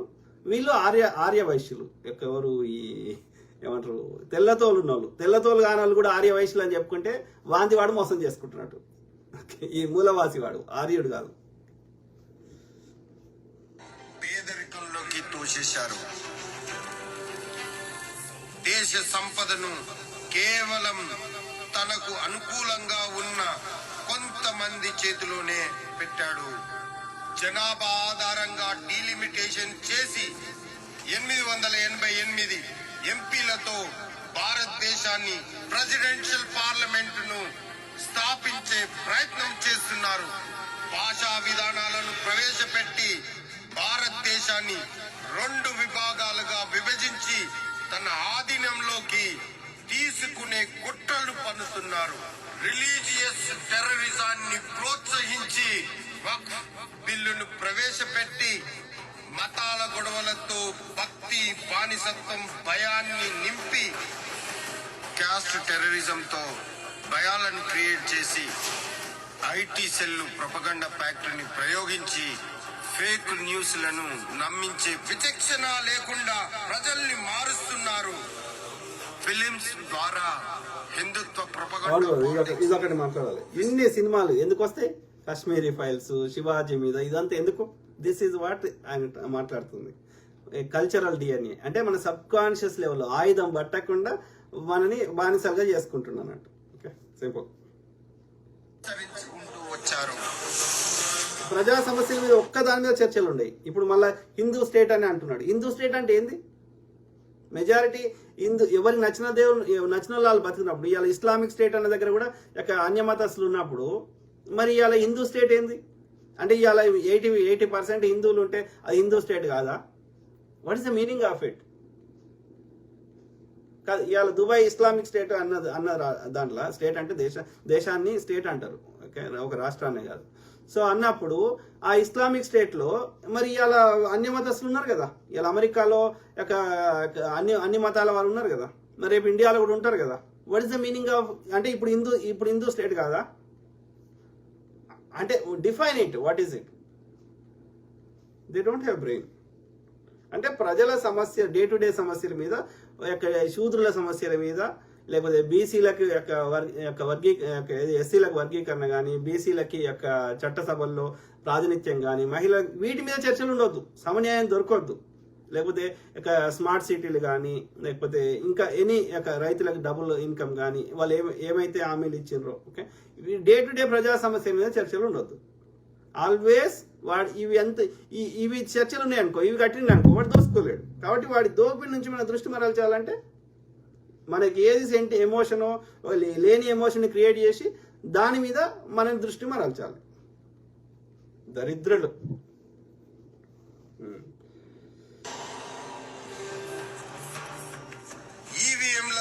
లేకపోతే ఇన్ని ప్రాపగండా సినిమాలు ఎందుకు వస్తాయి? పొద్దుగాలు వేస్తే ఆ బీజేపీ ఐటీ సెల్ కేవలం డబ్బు మన దగ్గర దోసుకున్న సొమ్ము, అది స్పెషల్ గా మనకి చెత్త నింపడానికి ఎందుకు పెడతారు? That is what their cultural DNA. మన ఆ రూట్ లెవెల్లో, మన సబ్ కాన్షియస్ లెవెల్లో మన బ్రెయిన్ మార్చేస్తే ఇక నెక్స్ట్ 100 ఏళ్ళైనా వీడే ఉంటాడు అన్నట్టు. అర్థమైందా? ఇక ప్రజా సమస్యల మీద ఓట్లు జరిగాయి. ఓకే, ఓటింగ్ వ్యవస్థలో ప్రజాస్వామ్యం ఉండదు. ఇక నువ్వు నా మతం అయితే చాలు, నేను ఓటేస్తా. అంటే నా మతం అని చెప్పి ఎంత దోసుకున్నా నేనేం పట్టించుకోను ఇక. సో అందుకోసం ఈ ప్రాపగండా సినిమాలు, ప్రాపగండా ఫేక్ అలవాట్లు. మన హిందువుని కొట్టిండు అని, హిందువులను కొట్టేది వీడే, వాడు కొట్టిండు అని ప్రచారం చేస్తాడు. ఒక్క దాని మీద విచారణ జరగదు. మన పహల్గాన్ జరిగింది. వాళ్ళు ఎక్కడి నుంచి వచ్చిండ్రు, వాళ్ళకి ఆయుధాలు ఎక్కడి నుంచి వచ్చినాయి, మళ్ళీ అంత కంఫర్టబుల్గా వచ్చిన వాళ్ళు మళ్ళీ ఎట్లా కంఫర్టబుల్గా వెళ్ళిపోయినరు, ఎందుకు దొరుకుతలేదు ఇప్పటి వరకు? భారత అన్ని వ్యవస్థలు జరిగినాయి. పోలీస్ వ్యవస్థ ఉన్నది, ఇన్వెస్టిగేషన్ ఏజెన్సీస్ ఉన్నాయి, డ్రోన్లు ఉన్నాయి, సెక్యూరిటీ కెమెరాలు ఉన్నాయి. ఇన్ని ఉండగా వాడు ఎట్లా తప్పించుకొని పోయిండు కంఫర్టబుల్గా? మరి కాంగ్రెస్ హయాంలో ఇట్లాంటి ఇన్సిడెంట్ జరిగితే దోషులకు విచారణ జరిగింది, దోషులకు శిక్షలు పడ్డాయి, కాసేపుని ఉరిదీసినాము, అఫ్జల్ గురిని ఉరిదీసినాము, భక్తులను తీసి లోపల వారేసినాము, ప్రజ్ఞా ఠాకూర్ని కేసు విచారణకు వచ్చింది. మరి ఇక్కడ ఎందుకు వస్తలేవు? పార్లమెంట్ మీద దాడి జరిగితే ఇప్పటివరకు విచారణ లేదు, పహల్గామ్ ఇప్పటివరకు విచారణ లేదు, ఇది పుల్వామా దాడి విచారణ లేదు, ఇట్లా వందలు ఉన్నాయి. ఎందుకని? విచారణ చేస్తే ఆ దోషి ఎవడు? వీడే కదా, ఆర్యుడే కదా. ఎన్నికల ముందు చేయాలి, దాని ద్వారా ఈ సెంటిమెంట్ వాడుకొని గెలవాలి, ఎన్నికలు అయిపోయాక మళ్ళీ గెలిచినాక అది విచారణకు రాదు, ఇక అంతే. Cold storage. ఈ సిబిఐ ఈడీని కేవలం వాడిని బెదిరించి వాని పార్టీలో జాయిన్ చేసుకోవడానికి, లేకపోతే వాడు దోసుకున్న, వాడు సంపాదించిందో, కష్టపడి సంపాదించిందో, లేకపోతే వాడు అక్రమంగా దోసుకుందో దానిలోకి వెళ్ళి నువ్వు కూర్చున్న దగ్గర గుంజుకోవడం, ఎక్స్ట్రాక్షన్ చేస్తున్నావు. ఇప్పుడు అమెరికాలో నేను ఒక చూసిన ఒక టార్గెట్ అంటే ఒక స్టోర్, ఓకే, డిమార్ట్ లాగా. సో ఆమె ఏం చేసింది, అది పోయి అంటే నీ పక్కకు ఎవరు ఉండరు, నువ్వు లోపలికి పోయి నువ్వు షాపింగ్ చేసుకొని బిల్లు పే చేసి రావచ్చు కదా. ఆమె ఏం చేసింది, పోయింది 7 గంటలో 10 గంటలో ఉన్నది ఒక స్టోర్లో. వాళ్ళ కెమెరాలు ఉంటాయి కదా, వాళ్ళు చూస్తారు కదా ఎన్ని గంటలు ఎవరెవరు ఉన్నారు, ఎవరెవరు పోతున్నారు అన్ని మానిటర్ చేస్తారు కదా.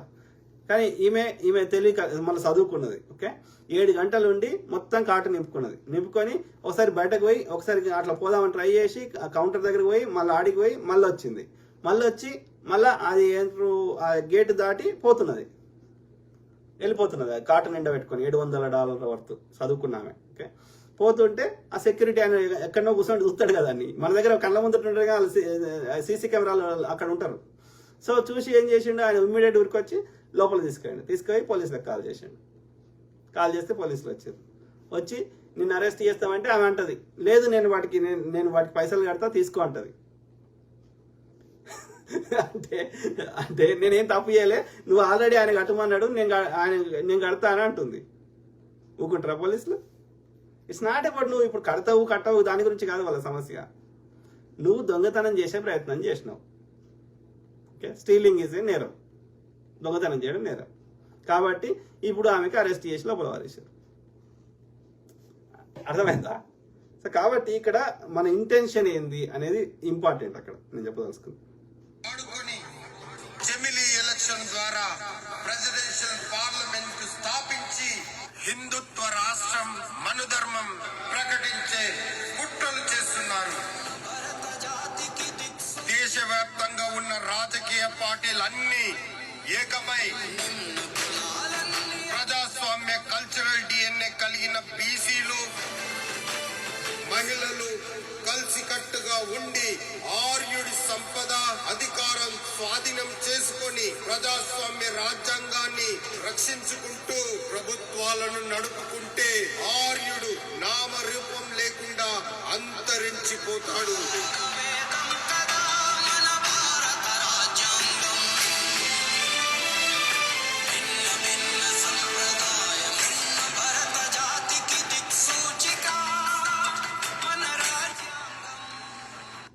ఆలోచించండి మిత్రులారా, ఓకే. సో అది అంటే బాగా మంచిగా ఉంది కదా వీడియో ఎడిటింగ్ అదంతా. సో ఆలోచించండి, అంటే మనకి ఎట్లా ఒక సిస్టమేటిక్ ఎట్లా చేస్తుంది. 2014లో వచ్చినప్పుడు ఎన్ని లెక్కలే కాంగ్రెస్ మీద స్కామ్లని బురద చల్లుతూ, దాంతోపాటు ఎన్ని ఇది డాలరు ఏమంటారు, అది రూపాయికి అది 40 రూపాయలు అయితే దాన్ని, లేకపోతే 60 రూపాయలు అయితే దాన్ని 40 అనుకుంటా అప్పుడు, ఓకే.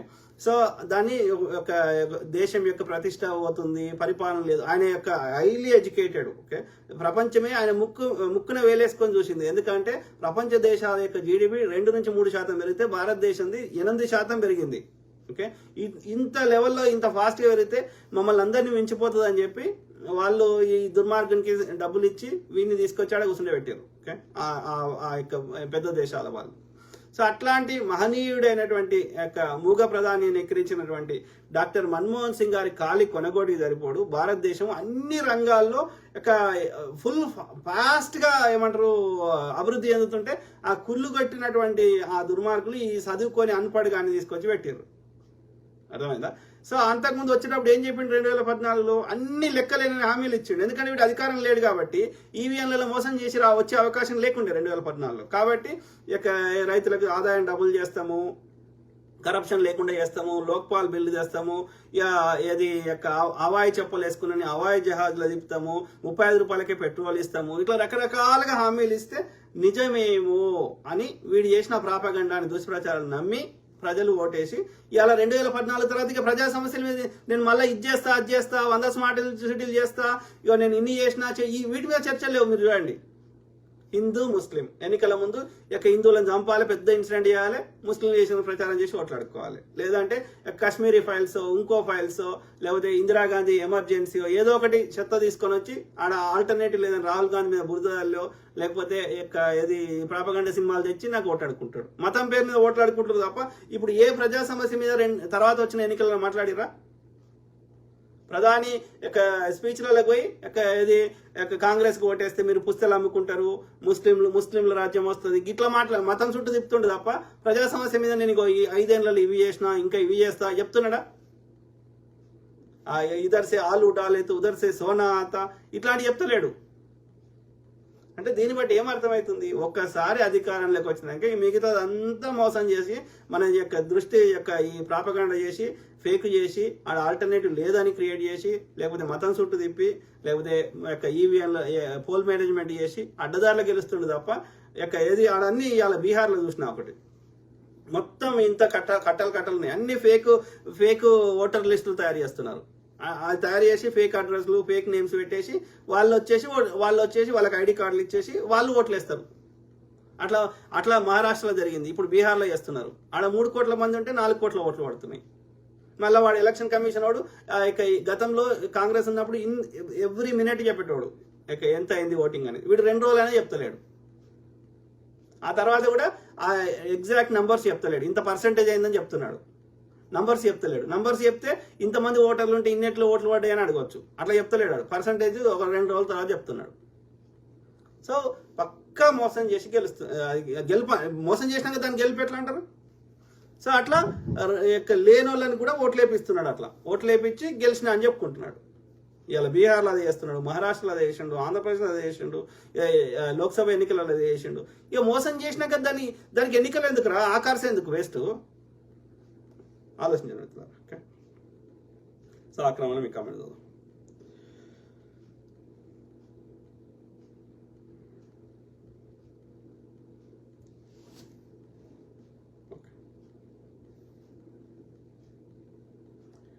ఏమంటున్నాడు? తెలంగాణ శ్యామ్ పగిడిపల్లి. హాయ్ అన్న. Hi brother.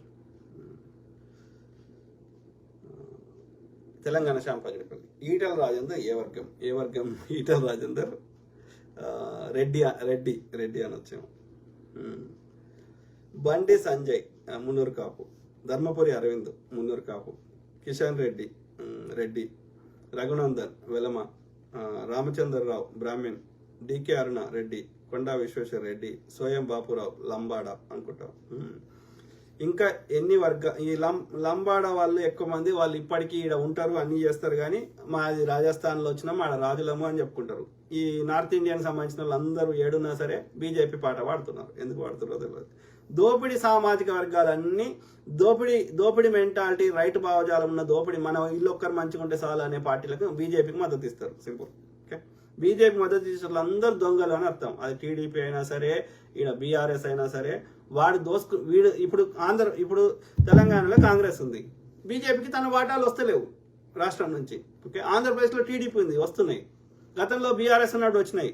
కాబట్టి వాడేం ఆలోచిస్తాడు, నేనన్నా డైరెక్ట్ దోసుకుంటా బీజేపీ వస్తే, నాకు లేకపోతే నాకు వాటాలు ఇచ్చేటోడు అన్నాడు ఉండాలి, నేను చెప్తున్నటోడు అని ఉండాలి. అంటే వాడు ఎవడైనా సరే దోసుకుంటే వాడు ఏమన్నాడు, సిబిఐడిని పంపించేది ఇప్పటి వరకు ఒక్క కేసు కూడా మీరు చూడండి. ఐటీ దాడులు అయినాయి, సిబిఐ అయింది, ఈడీ అయింది అనే పేపర్లు వస్తుంది, కానీ వీడికి శిక్ష పడ్డదని ఒక్కటి కూడా రాదు. మరి దాడులు అయినప్పుడు శిక్ష కూడా పడాలి కదా. పోనీ నువ్వు 100 మంది చేస్తే సగం మంది మంచోళ్ళని అక్యూజ్ చేసినాం అనుకున్నాం, సగం మంది కన్నా పడాలి కదా శిక్ష. గాలి జనార్దన్ రెడ్డి మొత్తం భూగర్భ ఖనిజాలు దోసుకొని దేశంలో ఎవడు చేయనంత గ్రాండ్ గా బిడ్డ పెళ్లి చేస్తే మరి ఇప్పుడు ఆ దుర్మార్గుడు ఎట్లా పునీతుడైపోయాడు, ఎట్లా బీజేపీలో ఉంటాడు? శారదా చిట్ ఫండ్ స్కామ్ లో ఇలా ఇప్పటికీ ఉన్నటువంటి తృణమూల్ కాంగ్రెస్ లో మిగిలిపోయిన సగం మంది ఎంపీలేమో అవినీతి మంత్రులు అంట, ఇప్పటికి నోటీసులు వస్తాయి వాళ్ళకి. మిగిలిన సగం మంది మాత్రం పవిత్రులు అంట బీజేపీలో జాయిన్ అయిన వాళ్ళు. అంటే ఏంది, నీ పార్టీలో జాయిన్ అయితే నీకు సమస్య లేదు, లేదా నీకు రావాల్సిన వాడు అక్రమం సక్రమం సంపాదించిన దానిలో నీకు నీకు నీ షేర్ నీకు ఇస్తే ఏ సమస్య లేదు. అంటే సిబిఐడిని ఎందుకు వాడుతున్నావు? నీ ఎక్స్ట్రాక్షన్కి వాడుతున్నావు, వసూలు చేయడానికి వాడుతున్నావు, అంతే తప్ప electoral bond same story. Okay, నీ సంపాదించుకుంటున్నావు తప్ప ఎవడు ఎటుపోతేంది ఆ సొమ్ము నీదా కాదు, ఈ మూలవాసులది. వాడి మూలవాసి చచ్చిపోయినా బీసీ ఎస్సీ ఎస్టీలు నీకు బాధ అవుతలేదు, శూద్రులు. ఓకే, వాడి సంపద దోసుకున్నా నీకు బాధ అవుతలేదు. అంటే ఎంత దుర్మార్గుడో ఈ ఆర్యుడు. కాబట్టి ఎవరిని తిడతా నేను? మధ్యలోని తిట్టా. ఈ వ్యవస్థని పెంచి పోషిస్తున్నాడోడో, ఈ దుర్మార్గం చేస్తున్నాడోడో, ఆ సోర్స్ ఎవడో వాడిని తిడతా. ఇవాళ జడ్జిలు అంతవరకు ఆర్యులే. ఓకే, ఈ ప్రతి కేంద్రంలో ఉన్న ప్రతి శాఖలో నిర్ణయం చేసే అన్నిట్లలో సెక్రటరీలు ఆర్యులే. కాబట్టి వాడిని తిడతాం, బరాబర్ తిడతాం. ఇంకా ఎన్ని వర్గాలు ఉంటాయిరా నాయన? మీ పార్టీల మీది హిందువుల పార్టీనా, అదానీ అంబానీల పార్టీనా, గుజరాతీ మార్వాడీల పార్టీనా, రాజ్యాంగ వ్యతిరేక పార్టీనా? ఏందిరా నాయన? మిమ్మల్ని 8 మందిని గెలిపిస్తే తెలంగాణకు కేంద్రంతో ఒక్కటి చెప్పండి మిత్రులారా. బండి సంజయ్ కానీ బీజేపీ అమిత్ షా వస్తాడు, ఏది అక్కడెక్కడనో చార్మినార్ దగ్గర అదే గుడికి పోతాడు. మళ్ళీ రాష్ట్రంలో అంతకంటే ఫేమస్ గుళ్ళు యాదగిరి గుట్టలు ఉన్నది, వేములవాడలు ఉన్నది, ఇంకా ధర్మపురిలు ఉన్నది, అనేక ప్రాంతాల్లో మంచి ఫేమస్ గుళ్ళు అనేకం ఉన్నాయి మన రాష్ట్రం అంతటా. ఓకే, బిర్లా టెంపుల్ ఉన్నది అక్కడ, ఇంకా ఎన్నో ఉన్నాయి. దేనికి వాడు చూడు ఏడిపోతాడు. ఆ చార్మినార్ అనేది ఒక ఒక ఫేమస్ కట్టడం. అది మన యొక్క హైదరాబాద్కి తలమానికం. 500 సంవత్సరాలు ముస్లిం రాజులు పరిపాలించిన దానికి ఒక చిహ్నం అది. ఓకే, అది దాని ద్వారా మనకి విదేశీ మారక ద్రవ్యం వస్తుంది. మన యొక్క దేశం, మన రాష్ట్రం యొక్క ఒక సింబల్ అయిపోయింది అది. దాని కింద నీ గుడికి జాగలేదా? దాని కింద కట్టుకొని హిందూ ముస్లిం గొడవ చేయాలి. ఆడికే వస్తున్నాడు. అంటే they are doing just the ఈ మన దృష్టి అంతా ఈ మతం చుట్టే తిప్పాలి. మన డే టు డే. మరి పోనీ మరి ఓల్డ్ సిటీలో హిందువులకు ఏమైనా చేసిండు అమిత్ షా వచ్చి? పోనీ ఆ గుళ్ళ పనిచేస్తే ఆయనకు గుడి ఆ యొక్క భాగ్యలక్ష్మి టెంపుల్ చుట్టూ వాళ్ళకి ఏమైనా హిందువులకు ఏమైనా చేసిండా? పోనీ అక్కడ ఉన్న ముస్లింలకు ఏమైనా చేసిండా? ఎవరికి ఏం చేసిండు? ఏం చేయడు. వీడు కరీంనగర్కి ఏం తెచ్చిండు, వాడు ఇది మెదక్ ఏం తెచ్చిండు, వాడు నిజామాబాద్కి ఏం తెచ్చిండు, వీడు మల్కాజ్గిరికి ఏం తెచ్చిండు. ఒక్క దాని మీద చర్చలు ఉండయి, ఏముండయి. పొద్దుగా లేస్తే కాంగ్రెస్ మీద బురద చల్లాలే, లేకపోతే ముస్లింలు కొట్టిర్రు, ముస్లింలు వక్ఫ్ బోర్డు మీద దోసుకున్నారు, ఇంకోటి చేసారు. మరి నీ అగ్రహారాల మీద ఉన్నది ఏంది? నీ భూస్వాముల దగ్గర ఉన్నది ఏంది? నీ యొక్క నాగబంధనాలు వేసి కట్టింది ఏంది? ముస్లింల దగ్గర అంట వక్ఫ్ భూములు ఉన్నాయంట. ఎక్కడి అవి? ఎవరిచ్చిర్రు? ముస్లిం పాలకులు ఉన్నప్పుడు వాళ్ళు ఏది అప్పుడెప్పుడో జమాన్లో ముస్లింలు వాళ్ళకు ఉన్నాయి, వాళ్ళు ఎవరైనా దానం చేసుకున్న భూములు, వాటిని కాపాడుకుంటున్నారు వాళ్ళు, ఆ కమ్యూనిటీకి వాడుకుందామని. అలా ఏం చేసిర్రు? అది పాపం చేసిర్రు. ఒకవేళ వాళ్ళు ఏదైనా తప్పు చేస్తే ఆ కబ్జా పెడితే కోర్టులు ఉన్నాయి కదా. అంటే పొద్దుగా లేస్తే ప్రాపగాండ ఎందుకు? అంటే వాడిని బూచిగా చూపెట్టిన ఓట్లాడుకుంటావు నువ్వు దోసుకోవడానికి. నువ్వు హిందువులకు ఏం చేసినావు చెప్పు? హిందువుల దగ్గర ట్యాక్సులు తీసుకోవడం ఆపేసినావా? నువ్వు వచ్చినాక హిందువుల యొక్క బతుకులు మారినాయా? హిందువులు ధనవంతులు అయినరా? ఎవరైనరు? నీ పార్టీకి దోపిడీ చేసుకునే వాళ్ళకు ఒక 1-2% నీకు సంబంధించిన ఈ మార్వాడీలో అట్లాంటి ఈ కొంతమంది దోపిడీ మెంటాలిటీ ఉన్న వాళ్ళు తప్ప, నీకు సపోర్ట్ చేస్తున్న వాళ్ళు తప్ప మిగతా ఎవడేండు? ఎవడు కాదు. ఏ హిందూ బతుకులు బాగుపడాలి ఆయన చెప్పుకుంటాడు. 80 కోట్ల మందికి నేను ముఖ్యపోయే దొడ్డు రేషన్ బియ్యం ఇస్తున్నా అని చెప్తున్నాడు. అంటే 80 కోట్ల మంది అంతకుముందు సన్న బియ్యము మంచి ఆహారము తీసుకున్న వాళ్ళు ఇలా ముఖ్యమైన బియ్యం తినే స్థాయికి ఎందుకు దిగజారించినావు? ఎందుకు పేదలను చేసినావు? చెప్తాడా? నువ్వు నోట్బందీ చేస్తే చచ్చిపోయిన వాళ్ళు ఎవరు హిందువులు కాదా? నువ్వు రైతులు నల్ల చట్టాలు చేస్తే చచ్చిపోయిన వాళ్ళు ఎవరు హిందువులు కాదా? వాళ్ళకి ఏమైనా కాంపెన్సేషన్ ఇచ్చినావా? అయ్యో నా తప్పైందని రికగ్నైజ్ చేసినావా? నువ్వు హిందూ ద్రోహివి. ఇది మనల్ని గ్రహిస్తలేరు. మనం ఎడ్డినా కొడుకులు ఉన్నంత కాలం ప్రతి ఒక్కడు మనల్ని ఆడుకుంటూనే ఉంటాడు. కేంద్రంతో కొట్లాడి 8 రూపాయలు కూడా తేకుండా ప్రజల మైండ్ని డైవర్ట్ చేస్తూ మోడీ వర్గం ఒక్కటే భారతీయ జనతా పార్టీ అని ఎందుకు ప్రజలకు ఇచ్చినటువంటి హామీలు అడగకుండా రాజకీయాలను తప్పుదోవ పట్టిస్తారు? మూసుకొని కేంద్రం నుంచి మన తెలంగాణకు రావాల్సినవి తీసుకొని రండి, లేకపోతే ప్రజలు మిమ్మల్ని రాళ్లు తీసుకొని కొడతారు. మీ పార్టీకి తెలంగాణలో మనుగడ లేదు, మూసుకొని 8 మంది ఏమున్నా చెప్పండి, బీజేపీ వాడు మేము 100 సీట్లు గెలుస్తామంటాడు. ఈ బాపనాయన ఆయన ఎవడో తెలియదు. బాపనాయన అటువంటి రామచంద్రరావు అంటే ఆయన ఎంతమంది తెలుసు బీజేపీ అధ్యక్షుడు చెప్పండి? ఇంతో అంతా బండి సంజయ్ అనేటోడు వాడు వాని జోకులకో వాని అజ్ఞానానికో వాడు చెప్పులు మోసిందానికో అంత ఇంత కొంచెం పాపులర్ అయ్యిండు. అలా ఇప్పుడున్న బీజేపీ అధ్యక్షుడు ఒక బాపనాయన, ఆయన ఎవరికి తెలుసు?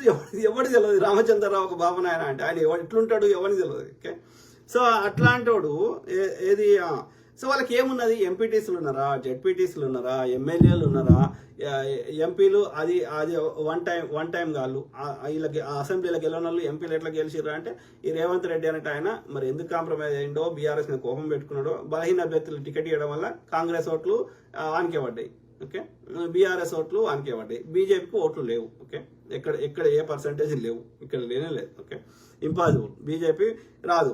ఓకే, నీకు వ్యవస్థీకృతంగా లేక, కార్యకర్తలు లేక, నీకు యొక్క వ్యవస్థీకృత సంస్థలు లేక, సంస్థాగత ఇవి లేకుండా నువ్వు ఎట్లా వస్తాయా? రావు. నువ్వు మోసం చేస్తే తప్ప, అలా ఆ ఈవీఎంలలో రాసుకుంటే తప్ప నువ్వు రానే రావు. ఓకే, సో అది నార్త్ ఇండియాలో చేస్తున్నావు, మోసం చేస్తున్నావు. సౌత్ ఇండియాలో మేము చేయనిస్తలేం అంతే. పార్లమెంట్లో కొట్లాడండి, మోడీ గారితో కొట్లాడి మనకు రావాల్సినవి మనకు తీసుకొని రండి, లేకపోతే 8 మంది కాస్త నెక్స్ట్ టైం ఉండరు బ్రదర్. శ్యామ్ బ్రదర్ వాళ్ళు తెచ్చినా తేకున్నా నెక్స్ట్ టైం రారు. రేవంత్ రెడ్డి సహకరించడం వల్ల కాంగ్రెస్ ఓట్లు అట్లనే బీఆర్ఎస్ ఓట్లు ఓకే బీజేపీకి పడ్డాయి. ఇక్కడ బీజేపీ లేదు, పోటీ కాంగ్రెస్ వర్సెస్ బీఆర్ఎస్ఏ ఉంటుంది. సింపుల్. వాడు ఎవడు ఎన్ని కుట్రలు చేసినా సరే. తెలంగాణ శ్యామ్ పగిడిపల్లి, జగిత్యాల, చెల్లూరు. కాకపోతే కేసీఆర్ అంటే ఆయన అద్దెకు మించి తినడం వల్ల ఆయనకు వ్యతిరేకత ఉంది కాబట్టి నెక్స్ట్ టర్మ్ కూడా కాంగ్రెస్ వస్తుంది. ఆ తర్వాత ఎవడొస్తాడో మనకు తెలియదు. ఓకే, తెలంగాణ శ్యామ్ పగిడిపల్లి, జగిత్యాల చల్లూరి మల్లేష్ను చంపింది కాపు నుండి రెడ్డిగా రూపాంతరం చెందిన వ్యక్తులేరా తీన్మార్ మల్లి రెడ్డి. ఓకే, కావచ్చు బ్రదర్, కాకపోతే ఎందుకు జరిగింది, ఎవడు చేసిండు, చేయాల్సిన అవసరం ఏమొచ్చింది, చేయడం తప్పు. ఓకే, ఎవరు చేసినా అది ఏ కులపోటు చేసినా తప్పే, దాని మీద కఠిన చర్యలు తీసుకోవాలి. ఏదైనా సమస్య ఉంటే సామరస్యంగా పరిష్కరించుకోవాలి. కానీ ఎవరు చేసిర్రు అనేది, ఎందుకు చేసిర్రు అనేది అది కూడా తెలుసుకునే ప్రయత్నం చేద్దాం. తెలంగాణ శ్యామ్ పగిడిపల్లి, తీన్మార్ నవీన్ రెడ్డిని కవిత నవీన్ రెడ్డి, చింతపండు నవీన్, మున్నూరు కాపాడు, మున్నూరు కాపు రెడ్డి. ఆయన రెడ్డి కాదు బ్రదర్, మున్నూరు కాపు రెడ్డి కాదు, రెండు వేరు. ఓకే, మళ్ళీ రెడ్డిలలో కూడా చాలా ఉన్నాయి రకాలు.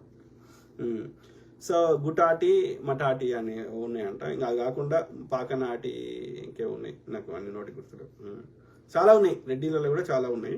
సో అలా ఇప్పుడు మాలా దాంట్లో 100 ఉపకులాలు, మాదిగల 100 ఉపకులాలు ఉన్నాయి కదా. మళ్ళీ అందులో కూడా ఒక కుల పైన ఇంకొక కుల పైన సరిగ్గా కూడా ఒకటి తక్కువ ఎక్కువ చూస్తారు కదా. ఇప్పుడు దూదేకులకి మామూలు సున్నీ ముస్లిమ్స్కి మళ్ళీ వాళ్ళ సయ్యదులు ఇంకే ఉన్నాయి కదా. అట్లా ప్రతి దగ్గర ఉన్నాయి. ఓకే, అన్నిట్లలో ఉన్నాయి అది వ్యవస్థలు. మరి ఎవడు పెట్టిండు, ఎందుకు పెట్టిర్రో కానీ అదే బ్రాహ్మణుడు పెట్టుంటాడు. సో ఏది ఏమైనా ఇటు మున్నూరు కాపు, 300 ఏమంటారు అవన్నీ కలిస్తే అది కాపు అయిందంట, ఒక మున్నూరు కాపు. సో బలిజా అన్న, కాపు అన్న, మున్నూరు కాపు అన్న ఒకటే. తీన్మార్ నవీన్ రెడ్డిని కవిత చంపాలనుకుంటుంది అమెరికా అధ్యక్షుడు డొనాల్డ్ ట్రంప్. శ్యామ్ అనే నన్ను చంపాలని కుట్ర చేస్తున్నాడు. కవిత ఎందుకు చంపుతుంది? కవితకు చంపే శక్తి ఎక్కడ ఉన్నది? కవిత చంపుతుంటే మిగతా ఏం గడ్డి విక్తారా కానీ, ప్రభుత్వాలు గడ్డి విక్తాయి కానీ అది అంతా పనికిరాని వచ్చిన. కవిత చంపాలని ఏమనుకోలేదు. వీడు కంచం మంచం అనేసరికి ఆమెకు కోపం వచ్చింది. ఏమంటారు కార్యకర్తలు వాళ్ళంతా వచ్చిరా ఉమ్మన్నదా, లేకపోతే ఆడ తీన్మార్ ఆఫీస్ మీద దాడి చేశారు కదా మహాన్యూస్ మీద, అట్లా చేద్దామని ట్రై చేసినట్టున్నారు. ఓకే, వీని ఆఫీస్ మీద దాడి చేద్దామంటే అది ఇంకో రకంగా తయారైంది. వాడు అట్లా సెన్సిటివ్ మాట్లాడేసరికి వీళ్ళు ఏంటంటే ఈ యొక్క వాళ్ళ అధికారంలో నడిచింది. ఎవరి మీద దాడి చేసినా ఏం చేసినా వీళ్ళు జస్ట్ వాడిని ఏమంటారు ఒక బెదిరింపు లాగా ఉంటుంది అని వీళ్ళ ఆలోచన. కానీ ఎవడు బెదురుతున్నాడు ఈ రోజులల్లా? ఎవడు బెదురుతలేడు, వీళ్ళకి తెలుస్తలేదు. ఆ రోజులు మారిపోయినాయి అయ్యా. అందరి దగ్గర స్మార్ట్ ఫోన్లు వచ్చినాయి, టెక్నాలజీ వచ్చింది, అన్ని వచ్చేసినాయి. ఇలా ఎవరికి బెదిరే స్థాయిలో లేదురా అయ్యా అనేది గ్రహించలేకపోతున్నారు కేసీఆర్ కానీ, కవిత కానీ, వీళ్ళు కానీ. ఏదో ఒకటి ఓదాము, 4 రాళ్ళు వేద్దాము, వాని ఆఫీస్ మీద గొడవ చేద్దాము, వాడు ఇక నెక్స్ట్ టైం గొడవ మాట్లాడు కామ్ అవుతారని వీళ్ళు అనుకొని ఏదో పంపించింది. ఆ కంచం మంచం అనే వరకు పోయినరా ఒకసారి ఇట్లా బెదిరించి రాపోనరా అంటే వాడేం చేసిండు, తీసి గన్ను కాల్చే ప్రయత్నం చేసిండు మల్లిగాడు. వీళ్ళు కాలవలే, కవితకు సంబంధించిన వాళ్ళు కాలవలే, మల్లిగాడే కాల్చడం స్టార్ట్ చేసాడు. వీళ్ళు ఏదో ఒకటి బెదిరిద్దామని వాళ్ళ ఆఫీస్ మీద 4 రాళ్ళు వేద్దామని పోయినట్టున్నారు, మహాన్యూస్ మీద చేసినట్టు. కానీ వీడు మొత్తం కాల్చడే మొదలుపెట్టిండు. అడప త్యాగరాజు, హాయ్ హలో అన్న హాయ్ దొంగ. నేను కవితను 1% సపోర్ట్ చేస్తున్నాను. వాళ్ళు కూడా దొంగలే, వాళ్ళు దోసుకున్నారు కానీ వీడు ఇంకా గజ దొంగ, వాళ్ళందరికంటే గజ దొంగ వీడు మల్లిగాడు. ఓకే, దొంగ. ఒక్క నిబద్ధతలు ఇప్పటికి ఎన్ని పార్టీలు మారిండు మిత్రులారా, ఎన్ని పార్టీలు మారిండు. ఒక్క విషయం మీద నిలకడేడుంది.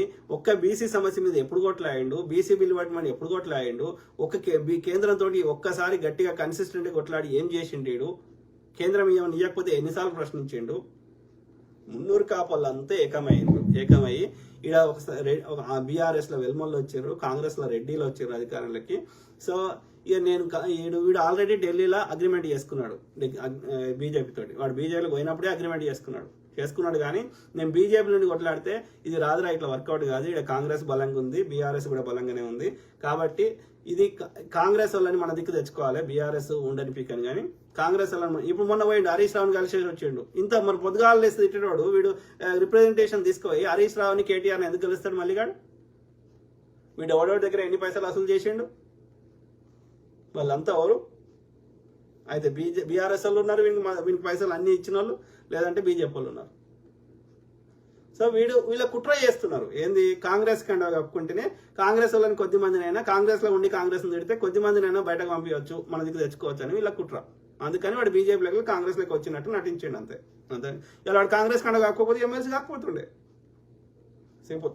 దొంగ అంటే వానికి సిద్ధాంతం లేదు, ప్రజల మీద ప్రేమ లేదు. వాడు ఎట్లన్నా చేసి ముఖ్యమంత్రి కావాలి, వాడు అందరిని మోసం చేసి వాడిని బ్లాక్మెయిల్ చేసి అట్లా 200 నుంచి 300 కోట్లు సంపాదించుకున్నాడు.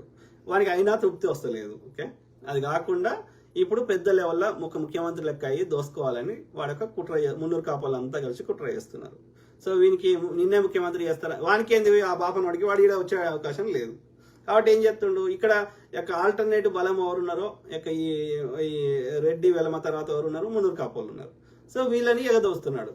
ఓకే, ఇప్పుడు చూడండి అందరు మున్నూరు కాపోళ్ళు అంతా వీళ్ళకి కూడా ముఖ్యమంత్రి కావాలని ఉన్నది. అరే రెడ్డి ఓడైండు వెల్మోడైండు నేనెందుకు కావద్దని ఉన్నది. అందుకని బీజేపీతో వీళ్ళందరూ డీల్ చేసుకున్నారు. వాడు ఏ పార్టీ కండ కప్పుకున్నా, ఎట్లా మాట్లాడినా ఎండ్ గోల్ మాత్రం ఇక్కడ బీజేపీని తెప్పియాలి. వీడు తెప్పిస్తాడు, వీడు అనుకుంటాడు వీడిని ఎల్లకాలం వస్తాడు అనుకుంటాడు. పవన్ కళ్యాణ్ గారు కాపు వాడు అనుకున్నాడు, సేమ్ అట్లనే అనుకున్నాడు. వీని లెక్కనే వాడి లెక్కనే వీడి చేయాలని ట్రై చేసారు. ఇప్పుడు వానికి 3 to 5% దాటలే ఓటు బ్యాంక్ అక్కడ పవన్ కళ్యాణ్కి. కానీ వాడు ఇవాళ ఉప ముఖ్యమంత్రి అవుతాడు, ఇవాళ నేనే గెలిపించినా అని చెప్పుకొని తిరుగుతున్నాడు. వానికి ఉన్న 3 to 5% లోపల ఉన్నదాన్ని. వీడు కూడా బీసీలని బీసీ అని ఏదో ఒక పేరు చెప్పి 3 to 5% ఆ ఓటును తీసుకొని దాన్ని దాని ద్వారా చక్రం తిప్పుదాము, లేకపోతే ఉప ముఖ్యమంత్రి అయిదామని.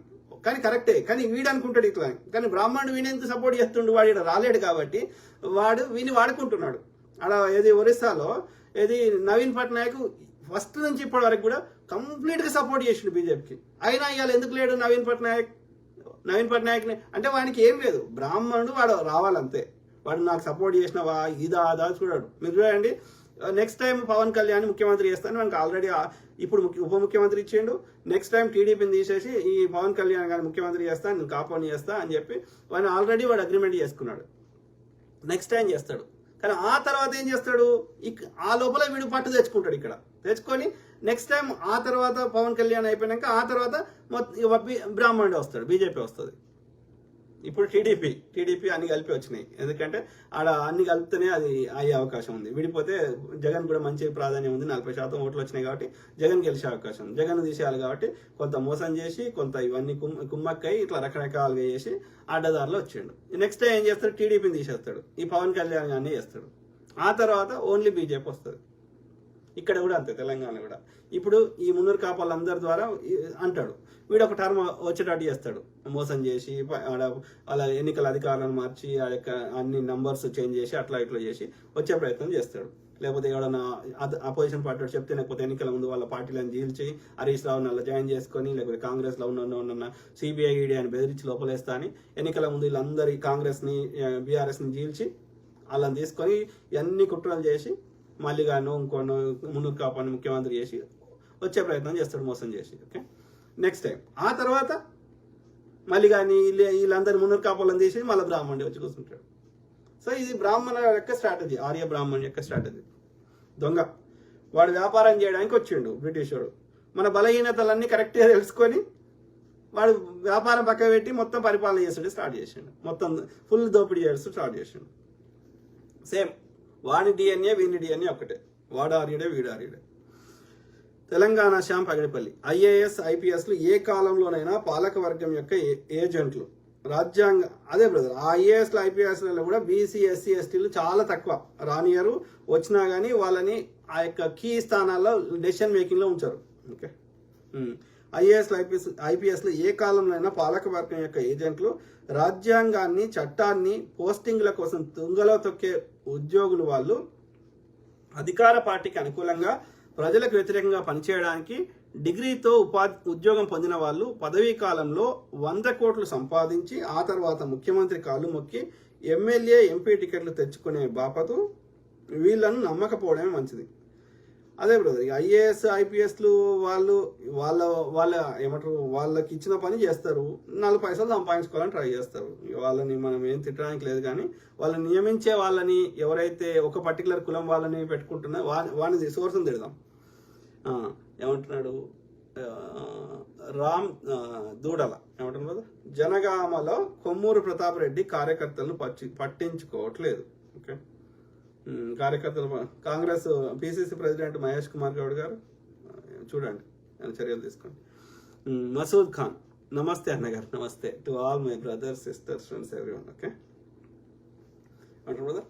లిమ్డా దూసరా, నీ పేరే కరెక్ట్, అది ఎంత, అది నీ ఒరిజినల్ పేరో కదా తెలియదు. ఓకే, ఎందుకు తిడుతున్నావురా నాయన, లిమ్డా ఏదో పెట్టుకున్నావు ఎందుకు? ఇప్పుడు నేనే చదువుతలేను, నువ్వు ఆ బూత్ తిట్టుకోవడం వల్ల నువ్వు శునకానందం పొందినావు, కానీ ఇప్పుడు నేను చదువుతలేను కదా, నేను టైప్ చేసి నీ వేస్ట్ చేసుకున్నావు ఈ టైం. సో బూతులు తిడితే నో యూస్, అంటే బూతులు తిడుతున్నావు అంటే నేను చెప్పిన దాని మీద నీకు ఏమంటారు, నీ దగ్గర ఆన్సర్ లేదు. ఆ నిజాన్ని నువ్వు అంగీకరించలేకపోతున్నావు కాబట్టి ఏమని చేస్తున్నావు, బూతులు తిడుతున్నావు. నేను చదువుతలేను, so don't waste your time. Rajender Reddy Singasani, ఏమంటున్నారు, హైదరాబాద్లో మార్వాడి షాపులు పెట్టుకొని షాపుకి పోయి వాళ్ళని జై శ్రీరామ్ జై హిందువులము అని ముస్లిమ్స్ పేరు వాడుకొని బీజేపీని ప్రమోట్ చేస్తున్నారు. హైదరాబాద్లో తెలంగాణ ప్రతి పల్లెటూరులో నిండుకున్నారు దొంగ బాడుకోవాలి. Correct brother, Singasani brother. ప్రతి ఊర్లో స్వీట్ షాప్ ఉంది, మార్వాడి ఉందే ఉంటుంది. ఓకే, అట్లనే హైదరాబాద్లో ఈ ఏమంటారు మన ఈ కోటి బడిచౌడి, ఈ ఏమంటారు అఫ్జల్ గంజ్, ఇదైతే మొత్తం ఆక్యుపై చేసేసారు. అవి కాకుండా ఊర్లలో కూడా పడ్డారు ఇప్పుడు. ఓకే, వీళ్ళు కాకుండా మళ్ళీ ఈ లేబర్ వాళ్ళు చాలా మంది, బీహార్ వాళ్ళు, లేకపోతే కర్నూలు వాళ్ళు, అన్ని ఒడిస్సా వాళ్ళు అన్ని వచ్చేది మనం బతకనిస్తారు. ఇక మనోడు వాళ్ళేమో మన దగ్గర వచ్చి బతకడానికి వస్తారు, మనోడేమో బతకడానికి అమెరికాకో దుబాయ్కో ఖతార్కో ఇంకో దేశంకో పోతున్నారు. Very unfortunate. సో అది మిత్రులారా, I keep talking, మాట్లాడుతూనే ఉంటా.